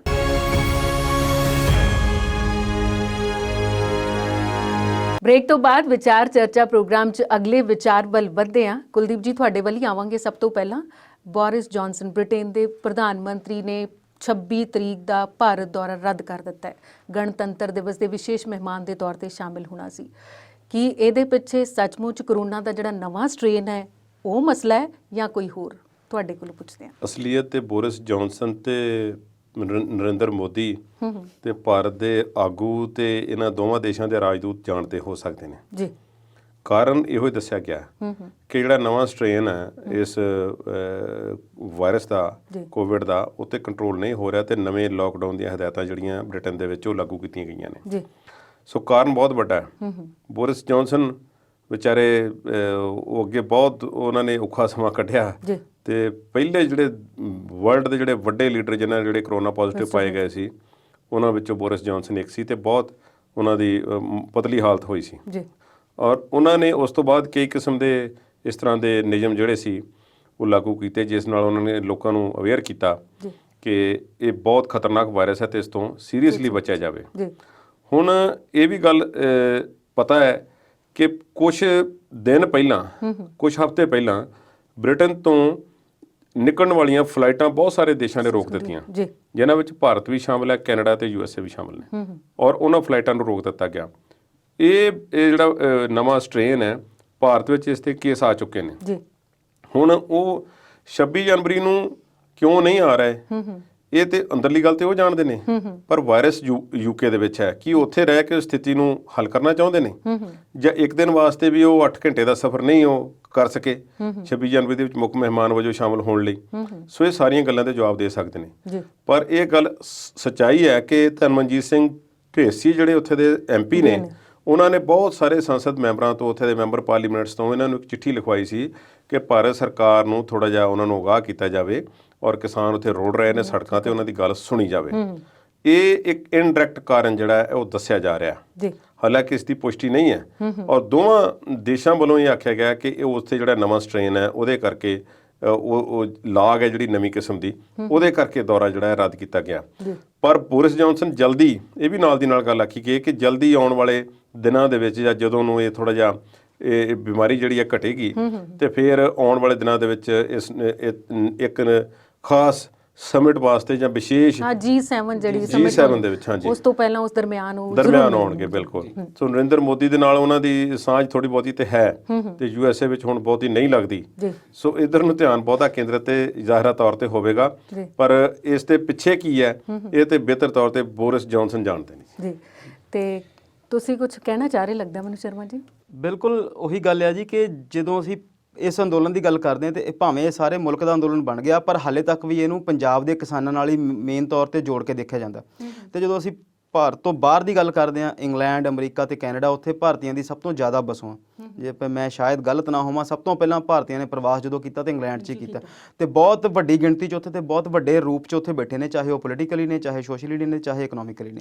ਕਿਤੇ ਨਾ ਕਿਤੇ ਉਹਨਾਂ ਚੀਜ਼ਾਂ ਦਾ ਪ੍ਰੈਸ਼ਰ ਉੱਥੇ ਜ਼ਰੂਰ ਆ, ਕਿਉਂਕਿ ਭਾਵੇਂ ਗੋਦੀ ਮੀਡੀਆ ਜਿਹਨੂੰ ਅਸੀਂ ਕਹਿੰਦੇ ਜਾਂ ਸਾਡੇ ਸਰਕਾਰੀ ਤੰਤਰ ਦਾ ਜਿਹੜਾ ਮੀਡੀਆ ਹੈ ਉਹ ਇਸ ਅੰਦੋਲਨ ਨੂੰ ਘੱਟ ਕਰਕੇ ਦਿਖਾ ਰਿਹਾ ਜਾਂ ਉਹਦੇ ਦੂਜੇ ਰੂਪ ਦਿਖਾ ਰਿਹਾ, ਪਰ ਇੰਟਰਨੈਸ਼ਨਲ ਮੀਡੀਆ, ਚਾਹੇ ਉਹ BBC ਆ, ਚਾਹੇ ਉਹ ਰਾਈਟਰਸ ਨੇ ਤੇ ਚਾਹੇ ਹੋਰ ਜਿਹੜੀਆਂ ਸੰਸਥਾਵਾਂ ਨੇ, ਉਹਨਾਂ ਨੇ ਇਹਨੂੰ ਬਹੁਤ ਚੰਗੇ ਤਰੀਕੇ ਨਾਲ ਕਵਰ ਕੀਤਾ। ਤੇ ਉਹਦੇ ਉੱਤੇ ਭਾਵੇਂ ਬਿਲਕੁਲ ਇਹ ਗੱਲ ਠੀਕ ਹੈ ਕੁਲਦੀਪ ਜੀ ਦੀ ਕਿ ਬੋਰਿਸ ਜੌਨਸਨ ਹੀ ਦੱਸ ਸਕਦੇ ਨੇ, ਪਰ ਜਿਹੜੀ ਕਿਆਸ ਰਾਈ ਆ ਜਾਂ ਉਹ ਸਾਹਮਣੇ ਨਜ਼ਰ ਆਉਂਦਾ ਉਹਦੇ ਵਿੱਚ ਕਿਤੇ ਨਾ ਕਿਤੇ ਜਿਹੜਾ ਇਸ ਅੰਦੋਲਨ ਦਾ ਜਿਹੜਾ ਉਹਦੇ ਤੇ ਕਾਰਨ ਉਹ ਜ਼ਰੂਰ ਆ। ਕਿਉਂਕਿ ਅਸੀਂ ਆਮ ਤੌਰ ਤੇ ਦੇਖਦੇ ਹਾਂ ਇਤਿਹਾਸ ਦੇ ਵਿੱਚ ਬਹੁਤ ਵਾਰ ਵੱਡੇ ਵੱਡੇ ਦੌਰੇ ਰੱਦ ਹੁੰਦੇ ਆ, ਉਹਦੇ ਪਿੱਛੇ ਕੁਝ ਹੋਰ ਕਾਰਨ ਵੀ ਹੋ ਸਕਦੇ ਆ। ਕਈ ਵਾਰ ਤੁਹਾਡੇ ਮੁਲਕ ਦੇ ਵਿੱਚ ਕੁਝ ਇਹੋ ਜਿਹੀ ਘਟਨਾ ਹੋ ਜਾਂਦੀ ਹੈ ਜਦੋਂ ਮੁਲਕ ਦੇ ਉਸ ਬੰਦੇ ਨੂੰ ਜਾਣਾ ਵਾਜਿਬ ਨਹੀਂ ਹੁੰਦਾ, ਪਰ ਜਦੋਂ ਤੁਸੀਂ ਇਹ ਜਿਹੜਾ 26 ਜਨਵਰੀ ਆ ਇਹਨੂੰ ਤੁਸੀਂ ਉਹਨਾਂ ਦੌਰਿਆਂ 'ਚ ਨਹੀਂ ਰੱਖ ਸਕਦੇ। ਬਹੁਤ ਇੰਪੋਰਟੈਂਟ ਘਟਨਾ ਆ, ਬਹੁਤ ਵੱਡਾ ਸਾਡੇ ਦੇਸ਼ ਦਾ ਇੱਕ ਸਮਾਗਮ ਆ, ਤੇ ਉੱਥੇ ਉਹਨਾਂ ਨੇ ਐਜ਼ ਏ ਚੀਫ ਗੈਸਟ ਆਉਣਾ ਮੰਨਿਆ ਸੀ। ਜੇ ਉਵੇਂ ਆਉਣਾ ਹੁੰਦਾ ਜਾਂ ਕਿਸੇ ਹੋਰ ਵਫਦ ਨੇ ਆਉਣਾ ਹੁੰਦਾ ਤੇ ਉਹਨੂੰ ਆਪਾਂ ਮੰਨ ਸਕਦੇ ਸੀ। ਤੇ ਮੇਰੇ ਖਿਆਲ ਦੇ ਵਿੱਚ ਇਹਦੇ ਵਿੱਚ ਇਹ ਕਾਰਨ ਜ਼ਰੂਰ ਸ਼ਾਮਲ ਆ ਕਿਤੇ ਨਾ ਕਿਤੇ ਕਿ ਕਿਸਾਨ ਅੰਦੋਲਨ ਦਾ ਜਿਹੜਾ ਉਹਦੇ ਤੇ ਪ੍ਰਭਾਵ ਇਸ ਦੌਰੇ ਨੂੰ ਰੱਦ ਕਰਨ ਪਿੱਛੇ ਜ਼ਰੂਰ ਹੈ। ਵੋਟਾਂ ਦੀ ਗਿਣਤੀ ਮਿਣਤੀ ਹੈ ਨਾ ਜੀ ਜਿਹੜੀ, ਇਹ ਵੱਡੇ ਵੱਡੇ ਫੈਸਲੇ ਇਸ ਨਾਲ ਲੈ ਜਾਂਦੇ ਨੇ ਸਾਰੀ ਦੁਨੀਆ ਵਿੱਚ। ਮੈਂ ਥੋੜਾ ਜਿਹਾ ਪਿੱਛੇ ਲੈ ਜਾਵਾਂ ਤੇ ਹਾਊਡੀ ਮੋਦੀ ਨਾਂ ਦੀ ਇੱਕ ਇਵੈਂਟ ਹੋਈ ਸੀ, ਗੁਜਰਾਤੀ ਭਾਈਚਾਰੇ ਨੂੰ ਵੱਡੇ ਤੌਰ ਤੇ ਇਕੱਠ ਕਰਕੇ ਤੇ ਅਮਰੀਕਾ ਦੇ ਵਿੱਚ ਮੋਦੀ ਦੇ ਵਾਸਤੇ ਬੱਲੇ ਬੱਲੇ ਜਿਹੜੀ ਸੀ ਉਹ ਕੀਤੀ ਗਈ ਔਰ ਸਟੇਡੀਅਮ ਦੇ ਵਿੱਚ ਇਸ ਤਰ੍ਹਾਂ ਦੇ ਪ੍ਰਬੰਧ ਕੀਤੇ ਗਏ ਤੇ ਲੱਖਾਂ ਦੀ ਗਿਣਤੀ 'ਚ ਲੋਕ ਇਕੱਠੇ ਕੀਤੇ ਗਏ। ਫਿਰ ਟਰੰਪ ਸਾਹਿਬ ਨੂੰ ਵਾਅਦਾ ਕੀਤਾ ਗਿਆ ਮੋਦੀ ਪ੍ਰਸ਼ਾਸਨ ਵੱਲੋਂ ਕਿ ਤੁਸੀਂ ਭਾਰਤ ਆਓ ਤੇ 15 ਲੱਖ ਲੋਕ ਜਿਹੜੇ ਨੇ ਸੜਕਾਂ ਤੇ ਖੜੇ ਹੋਣਗੇ ਤੇ ਨਮਸਤੇ ਟਰੰਪ, ਜਿਹਨੂੰ ਬਾਅਦ ਵਿੱਚ ਬਦਲ ਕੇ ਕੇਮ ਸ਼ੋ ਟਰੰਪ ਕਰ ਦਿੱਤਾ ਗਿਆ, ਉਹ ਗੁਜਰਾਤ ਦੇ ਵਿੱਚ ਜਿਹੜਾ ਸੀ ਉਹ ਸ਼ੋਅ ਕੀਤਾ ਗਿਆ ਵੱਡੇ ਪੱਧਰ ਤੇ। ਸੋ ਪਰ ਉਸ ਗੱਲ ਦੇ ਇੱਕ ਇਹ ਵੀ ਹੈ ਕਿ ਟਰੰਪ ਸਾਹਿਬ ਨੂੰ ਤੇ ਮੈਨੂੰ ਲੱਗਦਾ ਬਹੁਤਾ ਫਾਇਦਾ ਨਹੀਂ ਹੋਇਆ ਤੇ ਬੋਰਿਸ ਜੌਨਸਨ ਨੂੰ ਆਉਣ ਵਾਲੇ ਸਮੇਂ 'ਚ ਫਾਇਦਾ ਹੋਵੇ ਜਾਂ ਮੋਦੀ ਨੂੰ ਨਾ ਹੋਵੇ ਇਸ ਗੱਲ ਦਾ ਤੇ ਫਿਰ ਆਉਣ ਵਾਲੇ ਸਾਲਾਂ 'ਚ ਹੀ ਪਤਾ ਲੱਗੇਗਾ। ਤੇ ਗੱਲ ਇਸ ਤੋਂ ਬਾਅਦ ਜੇ ਰਾਜਨੀਤੀ ਤੋਂ ਥੋੜਾ ਜਿਹਾ ਪਿੱਛੇ ਹਟੀਏ, ਕਿਸਾਨੀ ਅੰਦੋਲਨ ਵੱਲ ਮੁੜੀਏ ਤੇ ਜੀਓ ਦੇ ਟਾਵਰਾਂ ਦੀ ਭੰਨਤੋੜ, ਜੀਓ ਵੱਲੋਂ ਸਪੈਸ਼ਲ ਇੱਕ ਸਟੇਟਮੈਂਟ ਦੇਣਾ ਤੇ ਫਿਰ ਉਹ ਮਾਮਲਾ ਅਦਾਲਤ ਵਿੱਚ ਜਾਣਾ, ਅਦਾਲਤ ਦਾ ਕੱਲ ਕੋਈ ਫੈਸਲਾ ਆਇਆ, ਉਹਦੇ ਬਾਰੇ ਦੱਸੋ ਥੋੜਾ ਜਿਹਾ। ਅੰਮ੍ਰਿਤ ਜੀ ਤੁਸੀਂ ਦੱਸੋ ਪਹਿਲਾਂ। ਜੀ ਪਹਿਲਾਂ ਤੇ ਉਹ ਫੈਸਲਾ ਕੋਈ ਨਹੀਂ ਆਇਆ ਹਾਲੇ। ਰਿਲਾਇੰਸ ਜਿਹੜੀ ਉਹਦੀ ਮਦਰ ਫਰਮ ਹੈ ਜੀਓ ਨੂੰ ਅਸੀਂ ਜਾਣਦੇ ਹਾਂ ਕਿਉਂਕਿ ਉਹ ਟੈਲੀਕਮਿਊਨੀਕੇਸ਼ਨ ਦੇ ਵਿੱਚ ਸਿਮ ਕਰਕੇ ਸਾਨੂੰ ਉਹਦੇ ਜ਼ਿਆਦਾ ਮੂੰਹ ਤੇ ਨਾਮ ਚੱਲ ਜਾਂਦਾ। ਰਿਲਾਇੰਸ ਦਾ ਇੱਕ ਹਾਈ ਕੋਰਟ ਦੇ ਵਿੱਚ ਕੱਲ ਅਸੀਂ ਉਹਨਾਂ ਨੇ ਇੱਕ ਪਟੀਸ਼ਨ ਪਾਈ ਆ, ਉਹਨੇ ਵਿੱਚ ਉਹਨਾਂ ਨੇ ਕਿਹਾ ਕਿ ਸਾਡੇ ਜਿਹੜੇ ਪੰਜਾਬ ਦੇ ਵਿੱਚ ਸਾਡੀ ਜਿਹੜੀ ਪ੍ਰਾਪਰਟੀ, ਜਿਹੜੇ ਸਾਡੇ ਟਾਵਰ ਲੱਗੇ ਹੋਏ ਨੇ, ਉਹਨਾਂ ਨੂੰ ਬਹੁਤ ਵੱਡੀ ਗਿਣਤੀ ਦੇ ਵਿੱਚ ਨੁਕਸਾਨ ਪਹੁੰਚਾਇਆ ਗਿਆ ਤੇ ਉਹਦੇ ਨਾਲ ਹੀ ਉਹਨਾਂ ਨੇ ਬਹੁਤ ਲੰਬੀ ਚੌੜੀ ਪਟੀਸ਼ਨ ਪਾਈ ਆ। ਮੈਂ ਕੱਲ ਦੇ ਪ੍ਰੋਗਰਾਮ 'ਚ ਵੀ ਇਹਦੀ ਜ਼ਿਕਰ ਕੀਤਾ ਸੀਗਾ ਕਿ ਗੱਲ ਤੇ ਦੋ ਲਾਈਨਾਂ ਦੀ ਆ ਕਿ ਸਾਡੇ ਜੀ ਟਾਵਰ ਨੁਕਸਾਨੇ ਗਏ ਨੇ ਤੇ ਉਹਦਾ ਹੀ ਬਚਾਅ ਕੀਤਾ ਜਾਵੇ ਤੇ ਉਹਦੀ ਨੁਕਸਾਨ ਦੀ ਭਰਪਾਈ ਕੀਤੀ ਜਾਵੇ। ਪਰ ਮੈਂ ਹੈਰਾਨ ਸੀਗਾ, ਮਿਲੀ ਨਹੀਂ ਉਹ ਪੜ੍ਹਨ ਨੂੰ। 661 ਪੇਜ ਦੀ ਜਿਹੜੀ ਉਹ ਪਟੀਸ਼ਨ ਹੈ ਉਹਨਾਂ ਨੇ ਦਾਇਰ ਕੀਤੀ ਹੈ, ਉਹਦੇ 'ਚ ਉਹਨਾਂ ਨੇ ਬਹੁਤ ਲੰਬੀਆਂ ਚੌੜੀਆਂ ਗੱਲਾਂ ਕੀਤੀਆਂ ਤੇ ਉਹਦੇ ਬਾਰੇ ਸਰਕਾਰ ਨੇ ਜਿਹੜਾ ਇੱਕ ਨੋਟਿਸ ਜਾਰੀ ਕੀਤਾ ਸੈਂਟਰ ਸਰਕਾਰ ਨੂੰ ਵੀ ਤੇ ਪੰਜਾਬ ਸਰਕਾਰ ਨੂੰ। ਜੀ ਮਤਲਬ ਅਦਾਲਤ ਨੇ ਕਿਹਾ ਕਿ ਪੰਜਾਬ ਸਰਕਾਰ ਵੀ ਨੋਟਿਸ ਦੇਵੇ, ਜਵਾਬ ਦੇਵੇ ਤੇ ਸੈਂਟਰ ਵੀ। ਜਿਹੜੇ ਹਲਫਨਾਮੇ ਦਾਇਰ ਕੀਤੇ ਨੇ ਜੀ ਰਿਲਾਇੰਸ ਨੇ, ਉਹਦੇ ਵਿੱਚ ਇਹ ਵੀ ਗੱਲ ਆਖੀ ਗਈ ਹੈ, ਆਪਣੇ ਵਾਸਤੇ ਪਾਏ ਗਏ ਨੇ ਕਿ ਅਸੀਂ ਸਾਡਾ ਕਿਸਾਨੀ ਅੰਦੋਲਨ ਦੇ ਨਾਲ ਸਾਨੂੰ ਵਿੱਚ ਐਵੇਂ ਧਿਰ ਬਣਾਇਆ ਜਾ ਰਿਹਾ ਤੇ ਸਾਡੇ ਨਾਲ ਇਹੋ ਜਿਹੀ ਕੋਈ ਗੱਲ ਨਹੀਂ ਤੇ ਸਾਡਾ ਕੰਟਰੈਕਟ ਫਾਰਮਿੰਗ ਅਸੀਂ ਨਾ ਕੋਈ ਕੀਤੀ ਹੈ ਤੇ ਨਾ ਸਾਡਾ ਕੋਈ ਕਰਨ ਦਾ ਵਿਚਾਰ ਹੈ, ਪਰ ਸੇਕ ਲੱਗਾ ਹੈ। ਇੱਕ ਹੋਰ ਵੀ ਗੱਲ ਇਹਦੇ ਵਿੱਚ ਨਿਕਲ ਕੇ ਸਾਹਮਣੇ ਆਈ, ਸੱਚਾਈ ਕੀ ਹੈ ਇਸ ਗੱਲ ਦਾ ਅੰਦਾਜ਼ਾ ਨਹੀਂ, ਪਰ ਇਹ ਦੱਸਿਆ ਗਿਆ ਕਿ ਬਹੁਤ ਸਾਰੇ ਨੰਬਰ ਪੋਰਟ ਕਰਨੇ ਨੂੰ MNP ਜਿਵੇਂ ਆਖ ਦਿੱਤਾ ਜਾਂਦਾ ਹੈ, ਮੋਬਾਈਲ ਨੰਬਰ ਪੋਰਟੇਬਿਲਿਟੀ ਜਿਹੜੀ ਆ ਕਿ ਤੁਸੀਂ ਇਹ ਪਹਿਲਾਂ ਸੁਵਿਧਾ ਨਹੀਂ ਸੀ ਭਾਰਤ ਵਿੱਚ। ਬਹੁਤ ਸਾਰੇ ਦੇਸ਼ਾਂ ਵਿੱਚ ਜਦੋਂ ਤੋਂ ਹੋਈ ਉੱਥੇ ਵੀ ਭਾਰਤ ਨਾਲੋਂ ਪਹਿਲਾਂ ਹੋ ਗਈ ਸੀ, ਪਰ ਭਾਰਤ ਦੇ ਵਿੱਚ ਜਦੋਂ ਤੋਂ ਆਈ ਲੋਕਾਂ ਨੇ ਨੰਬਰ ਉਹੀ ਰੱਖਣ ਖਾਤਰ ਕਿ ਮੇਰਾ ਫੋਨ ਨੰਬਰ ਉਹੀ ਰਵੇ, ਉਹਨਾਂ ਨੇ ਕੰਪਨੀਆਂ ਚੇਂਜ ਕਰ ਲਈਆਂ ਆਪਣੀ ਲੋੜ ਅਨੁਸਾਰ। ਬਿਲਕੁਲ ਚਾਹੀਦਾ ਵੀ, ਕਿਉਂਕਿ ਨੰਬਰ ਤੇ ਜਾਰੀਦਾਰੀ ਕੰਪਨੀ ਦੀ ਨਹੀਂ, ਭਾਰਤ ਸਰਕਾਰ ਨੇ ਨਿਯਮ ਪਾਸ ਕਰ ਦਿੱਤੇ।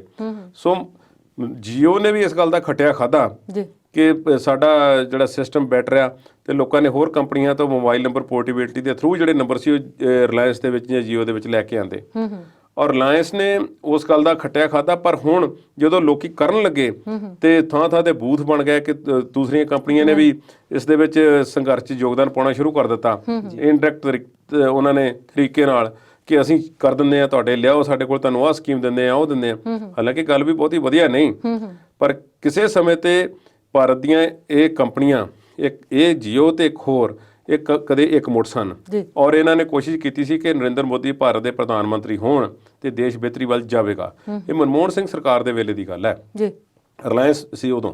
ਪਰ ਜਦੋਂ ਜੀਓ ਆਈ, ਜੀਓ ਦੀ ਐਡਵਰਟਾਈਜ਼ਮੈਂਟ ਜਿਹੜੀ ਸੀ ਉਹ ਨਰਿੰਦਰ ਮੋਦੀ ਦੀ ਤਸਵੀਰ ਲਾ ਕੇ ਅਖਬਾਰ ਦੇ ਉੱਪਰ ਕੀਤੀ ਗਈ ਸੀ, ਔਰ ਇਸ ਗੱਲ ਦਾ ਅਜੇ ਤੱਕ ਕੋਈ ਸਪਸ਼ਟੀਕਰਨ ਕਿਸੇ ਕੇਂਦਰੀ ਮੰਤਰਾਲੇ ਵੱਲੋਂ ਅਜੇ ਤਾਈਂ ਦਿੱਤਾ ਨਹੀਂ ਗਿਆ। ਤੇ ਹੁਣ ਜਦੋਂ ਲੋਕੀ ਪੋਰਟ ਕਰਨ ਲੱਗੇ ਜੀਓ ਤੋਂ ਵਾਪਸ, ਤੇ ਫਿਰ ਉਹਨਾਂ ਨੂੰ ਇੱਕ ਪੋਰਟਿੰਗ ਕੋਡ ਹੁੰਦੇ ਨੇ, ਉਹ ਭੇਜਣੇ ਕੰਪਨੀਆਂ ਵੱਲੋਂ। ਉਹ ਬੰਦ ਤਾਂ ਪੱਕੇ ਤੌਰ ਤੇ ਨਹੀਂ ਕੀਤੇ ਗਏ, ਠਾਲੇ ਵਟੜੇ ਜਿਹੜੇ ਸੀ ਉਹ ਵਟਣੇ ਸ਼ੁਰੂ ਕਰ ਦਿੱਤੇ ਗਏ ਕਿ ਭੇਜਦੇ ਆ, ਦੇਖਦੇ ਆ, ਅੱਜ ਕੱਲ ਪਰਸੋਂ ਇਸ ਤਰ੍ਹਾਂ ਦੇ ਕੰਮ ਸ਼ੁਰੂ ਕੀਤੇ ਗਏ। ਇਹ ਆਪਣੇ ਆਪ 'ਚ ਮਾੜੀ ਗੱਲ ਹੈ, ਪਰ ਹਾਈ ਕੋਰਟ ਵੱਲੋਂ ਪੰਜਾਬ ਸਰਕਾਰ ਨੂੰ ਤੇ ਕੇਂਦਰ ਸਰਕਾਰ ਨੂੰ ਆਖਿਆ ਗਿਆ ਕਿ ਤੁਸੀਂ ਇਸ ਗੱਲ ਨੂੰ ਯਕੀਨੀ ਬਣਾਓ ਕਿ ਇਹਨਾਂ ਦੇ ਜਿਹੜੇ ਟਾਵਰ ਨੇ ਉਹਨਾਂ ਦੀ ਸੁਰੱਖਿਆ ਹੋਵੇ ਤੇ ਕੋਈ ਗਲਤ ਅਨਸਰ ਇਸ ਦਾ ਨਜਾਇਜ਼ ਫਾਇਦਾ ਨਾ ਉਠਾਉਣ। ਹਾਲਾਂਕਿ ਮੈਂ ਦੱਸ ਦਵਾਂ ਕਿ ਟਾਵਰਾਂ ਨੂੰ ਨੁਕਸਾਨ ਨਹੀਂ ਪਹੁੰਚਿਆ, ਟਾਵਰਾਂ ਤੇ ਜਿਹੜਾ ਥੱਲੇ ਇਨਫਰਾਸਟ੍ਰਕਚਰ ਹੈ, ਜਿਹੜੇ ਜਨਰੇਟਰ ਵਗੈਰਾ ਉਹ ਲੋਕਾਂ ਨੇ ਤੋੜੇ ਭੰਨੇ ਨੇ ਜਾਂ ਲੈ ਗਏ ਨੇ ਖਿੱਚ ਕੇ ਕਈ ਪਾਸਿਆਂ ਤੇ। ਇਹ ਗੱਲਾਂ ਬਹੁਤ ਨਿਕਲ ਕੇ ਸਾਹਮਣੇ ਆਈਆਂ। ਜੇ ਜੀਓ ਜਿਹੜੀ ਆ ਅਦਾਲਤ ਵਿੱਚ ਗਈ ਹੈ ਤੇ ਜ਼ਾਹਰਾ ਤੌਰ ਤੇ ਪੰਜਾਬ ਵਿੱਚ ਕੁਝ ਸਿਰਾਂ ਨੂੰ ਹੁਣ ਜੋੜਨ ਦੀ ਲੋੜ ਹੈ। ਸੁਵਿਧਾ ਕੇਂਦਰ ਜਿਹੜੇ ਬਣਾਏ ਗਏ ਸੀ ਪੰਜਾਬ ਦੇ ਵਿੱਚ, ਪੰਚਾਇਤ ਘਰਾਂ ਦੇ ਵਿੱਚ ਬਣਾਏ ਗਏ, ਪਿੰਡਾਂ ਵਿੱਚ ਕਈ ਪਿੰਡਾਂ ਦੇ ਨਿਊਕਲੀਅਸ ਬਣਾ ਕੇ ਇਕੱਠੇ ਕਰਕੇ ਬਣਾਏ ਗਏ, ਉਹ ਮਤੇ ਪਵਾ ਕੇ ਅਣਜਾਣ ਪੰਚਾਂ ਸਰਪੰਚਾਂ ਤੋਂ ਸਾਈਨ ਕਰਵਾ ਕੇ ਬਿਨਾਂ ਕਿਰਾਏ ਤੋਂ ਉਹ ਪੰਚਾਇਤ ਦੀਆਂ ਜਗ੍ਹਾ ਤੇ ਜੀਓ ਦੇ ਟਾਵਰ ਲੱਗੇ ਹੋਏ ਨੇ, ਜਿਨ੍ਹਾਂ ਦਾ ਇੱਕ ਪੈਸਾ ਵੀ ਰੈਂਟ ਵਜੋਂ ਨਹੀਂ ਦਿੱਤਾ ਜਾਂਦਾ ਪਿੰਡ ਨੂੰ ਜਾਂ ਕਿਸੇ ਨੂੰ। ਜੋ ਸੁਵਿਧਾ ਕੇਂਦਰ ਬੰਦ ਕਰ ਦਿੱਤੇ ਗਏ ਤੇ ਸੁਵਿਧਾ ਤੇ ਖਤਮ ਹੋ ਗਈ, ਤੇ ਟਾਵਰ ਤੇ ਲਾਉਣਾ ਕੰਪਨੀ ਦਾ ਕੰਮ ਹੈ, ਉਹਨਾਂ ਦੀ ਆਪਣੀ ਨਿੱਜੀ ਸੰਪਤੀ ਹੈ ਭਾਈ, ਜਿਸ ਕਰਕੇ ਉਹ ਪਿੱਟਣ ਡਏ ਨੇ, ਹੁਣ ਪਿੱਟ ਰਹੇ ਨੇ ਕਿ ਸਾਡੀ ਸੰਪਤੀ ਨੂੰ ਨੁਕਸਾਨ ਪਹੁੰਚਾਇਆ ਜਾ ਰਿਹਾ। ਇਹ ਗੱਲ ਵੀ ਕਰਨੀ ਬਣਦੀ ਹੈ। ਪੰਚਾਇਤਾਂ ਨੂੰ ਆਪਣੇ ਰਜਿਸਟਰ ਫੋਲਣੇ ਚਾਹੀਦੇ ਨੇ ਪਿਛਲੇ, ਕਿ ਜਦੋਂ ਇਹ ਟਾਵਰ ਲੱਗੇ ਸਨ ਸਾਡੇ ਤੋਂ ਕਿਹੜੀਆਂ ਗੱਲਾਂ ਤੇ ਸਾਈਨ ਕਰਾਏ ਗਏ ਤੇ ਕਿਹੜੇ ਮਤੇ ਪਾਏ ਗਏ ਤੇ ਸਾਨੂੰ ਕੀ ਦਿੱਤਾ ਗਿਆ ਉਸ ਦੇ ਵਿੱਚ। ਜੋ ਦਿੱਤਾ ਗਿਆ, ਜੋ ਨਹੀਂ ਦਿੱਤਾ ਗਿਆ ਤੇ ਭਾਈ ਸਾਡਾ ਥਾਂ ਤੇ ਸਾਨੂੰ ਵਾਪਸ ਕਰ ਦਿਓ, ਟਾਵਰ ਆਪਣੇ ਚੁੱਕ ਕੇ ਕਿਤੇ ਹੋਰ ਥਾਂ ਲੈ ਜਾਓ, ਜਾਂ ਸਾਨੂੰ ਮਹੀਨੇ ਦਾ ਕਿਰਾਇਆ ਮੁਕਾਓ ਸਾਡੇ ਨਾਲ ਤੇ ਸਾਨੂੰ ਉਹ ਦਿਓ। ਸਾਰੀਆਂ ਗੱਲਾਂ ਹੋਣੀਆਂ ਚਾਹੀਦੀਆਂ ਨੇ, ਪਰ ਸੇਕ ਜਿਹੜਾ ਹੈ ਨਾ ਜੀ, ਇਹ ਪਹੁੰਚਿਆ ਉਹ ਐਂਟੀਲੀਆ ਤੱਕ, ਜਿੱਥੇ ਰਹਿੰਦੇ ਨੇ ਅੰਬਾਨੀ ਸਾਹਿਬ। ਕੁਲਦੀਪ ਜੀ, ਇਹ ਵਿਸ਼ਾ ਹੁਣ ਇਸ ਵੇਲੇ ਬੜਾ ਵਿਸ਼ਾਲ ਹੋ ਗਿਆ, ਪਰ ਇਸ ਵਿਸ਼ਾਲ ਵਿਸ਼ੇ ਨੂੰ ਇੱਥੇ ਹੀ ਸਮੇਟਦੇ ਹਾਂ ਤੇ ਬ੍ਰੇਕ ਤੋਂ ਬਾਅਦ ਫਿਰ ਤੋਂ ਵਿਚਾਰ ਚਰਚਾ ਦੇ ਸਿਲਸਿਲੇ ਵੱਲ ਪਰਮਿੰਦਰ ਜੀ, ਠੀਕ ਹੈ, ਬ੍ਰੇਕ ਤੁਸੀਂ ਲੈ ਲਓ। ਇਹ ਵਿਸ਼ਾ ਤੇ ਵਿਸ਼ਾਲ ਹੋ ਗਿਆ, ਪਰ ਇਸ ਵੇਲੇ ਕਿਸਾਨੀ ਅੰਦੋਲਨ ਦੀ ਵਿਸ਼ਾਲਤਾ ਨੇ ਸਭ ਹੋਰ ਵਿਸ਼ਾਲ ਚੀਜ਼ਾਂ ਨੂੰ ਛੋਟਿਆਂ ਕਰ ਦਿੱਤਾ। ਬਿਲਕੁਲ ਠੀਕ ਜੀ। ਸੋ ਦਰਸ਼ਕੋ, ਆਪਾਂ ਮਿਲਦੇ ਹਾਂ ਇਸ ਬ੍ਰੇਕ ਤੋਂ ਬਾਅਦ।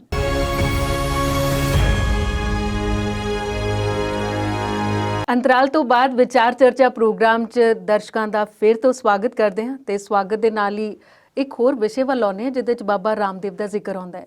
ਜੀਓ ਦਾ ਵਿਰੋਧ ਤਾਂ ਹੋ ਰਿਹਾ ਤੇ ਹੁਣ ਰਾਮਦੇਵ ਨੂੰ ਵਿੱਚ ਕਿਉਂ ਘਸੀਟਿਆ ਜਾ ਰਿਹਾ? ਪਰਮਿੰਦਰ ਜੀ, ਰਾਮਦੇਵ ਨੂੰ ਘਸੀਟਿਆ ਜਾ ਰਿਹਾ ਚਾਹੇ ਜੀਓ ਦਾ ਵਿਰੋਧ ਹੋ ਰਿਹਾ, ਗੱਲਾਂ ਸਾਰੇ ਪਾਸੇ ਉਹੀ ਨੇ। ਇੱਕ ਤੇ ਇਹ ਲੋਕ ਸੱਚ ਦੇ ਨੇੜੇ ਨਹੀਂ, ਕਾਰਪੋਰੇਟ ਜਿਹੜੇ ਨੇ ਉਹਨਾਂ ਨੂੰ ਸਿਰਫ ਔਰ ਸਿਰਫ ਆਪਣੇ ਪੈਸੇ ਨਜ਼ਰ ਆਉਂਦੇ।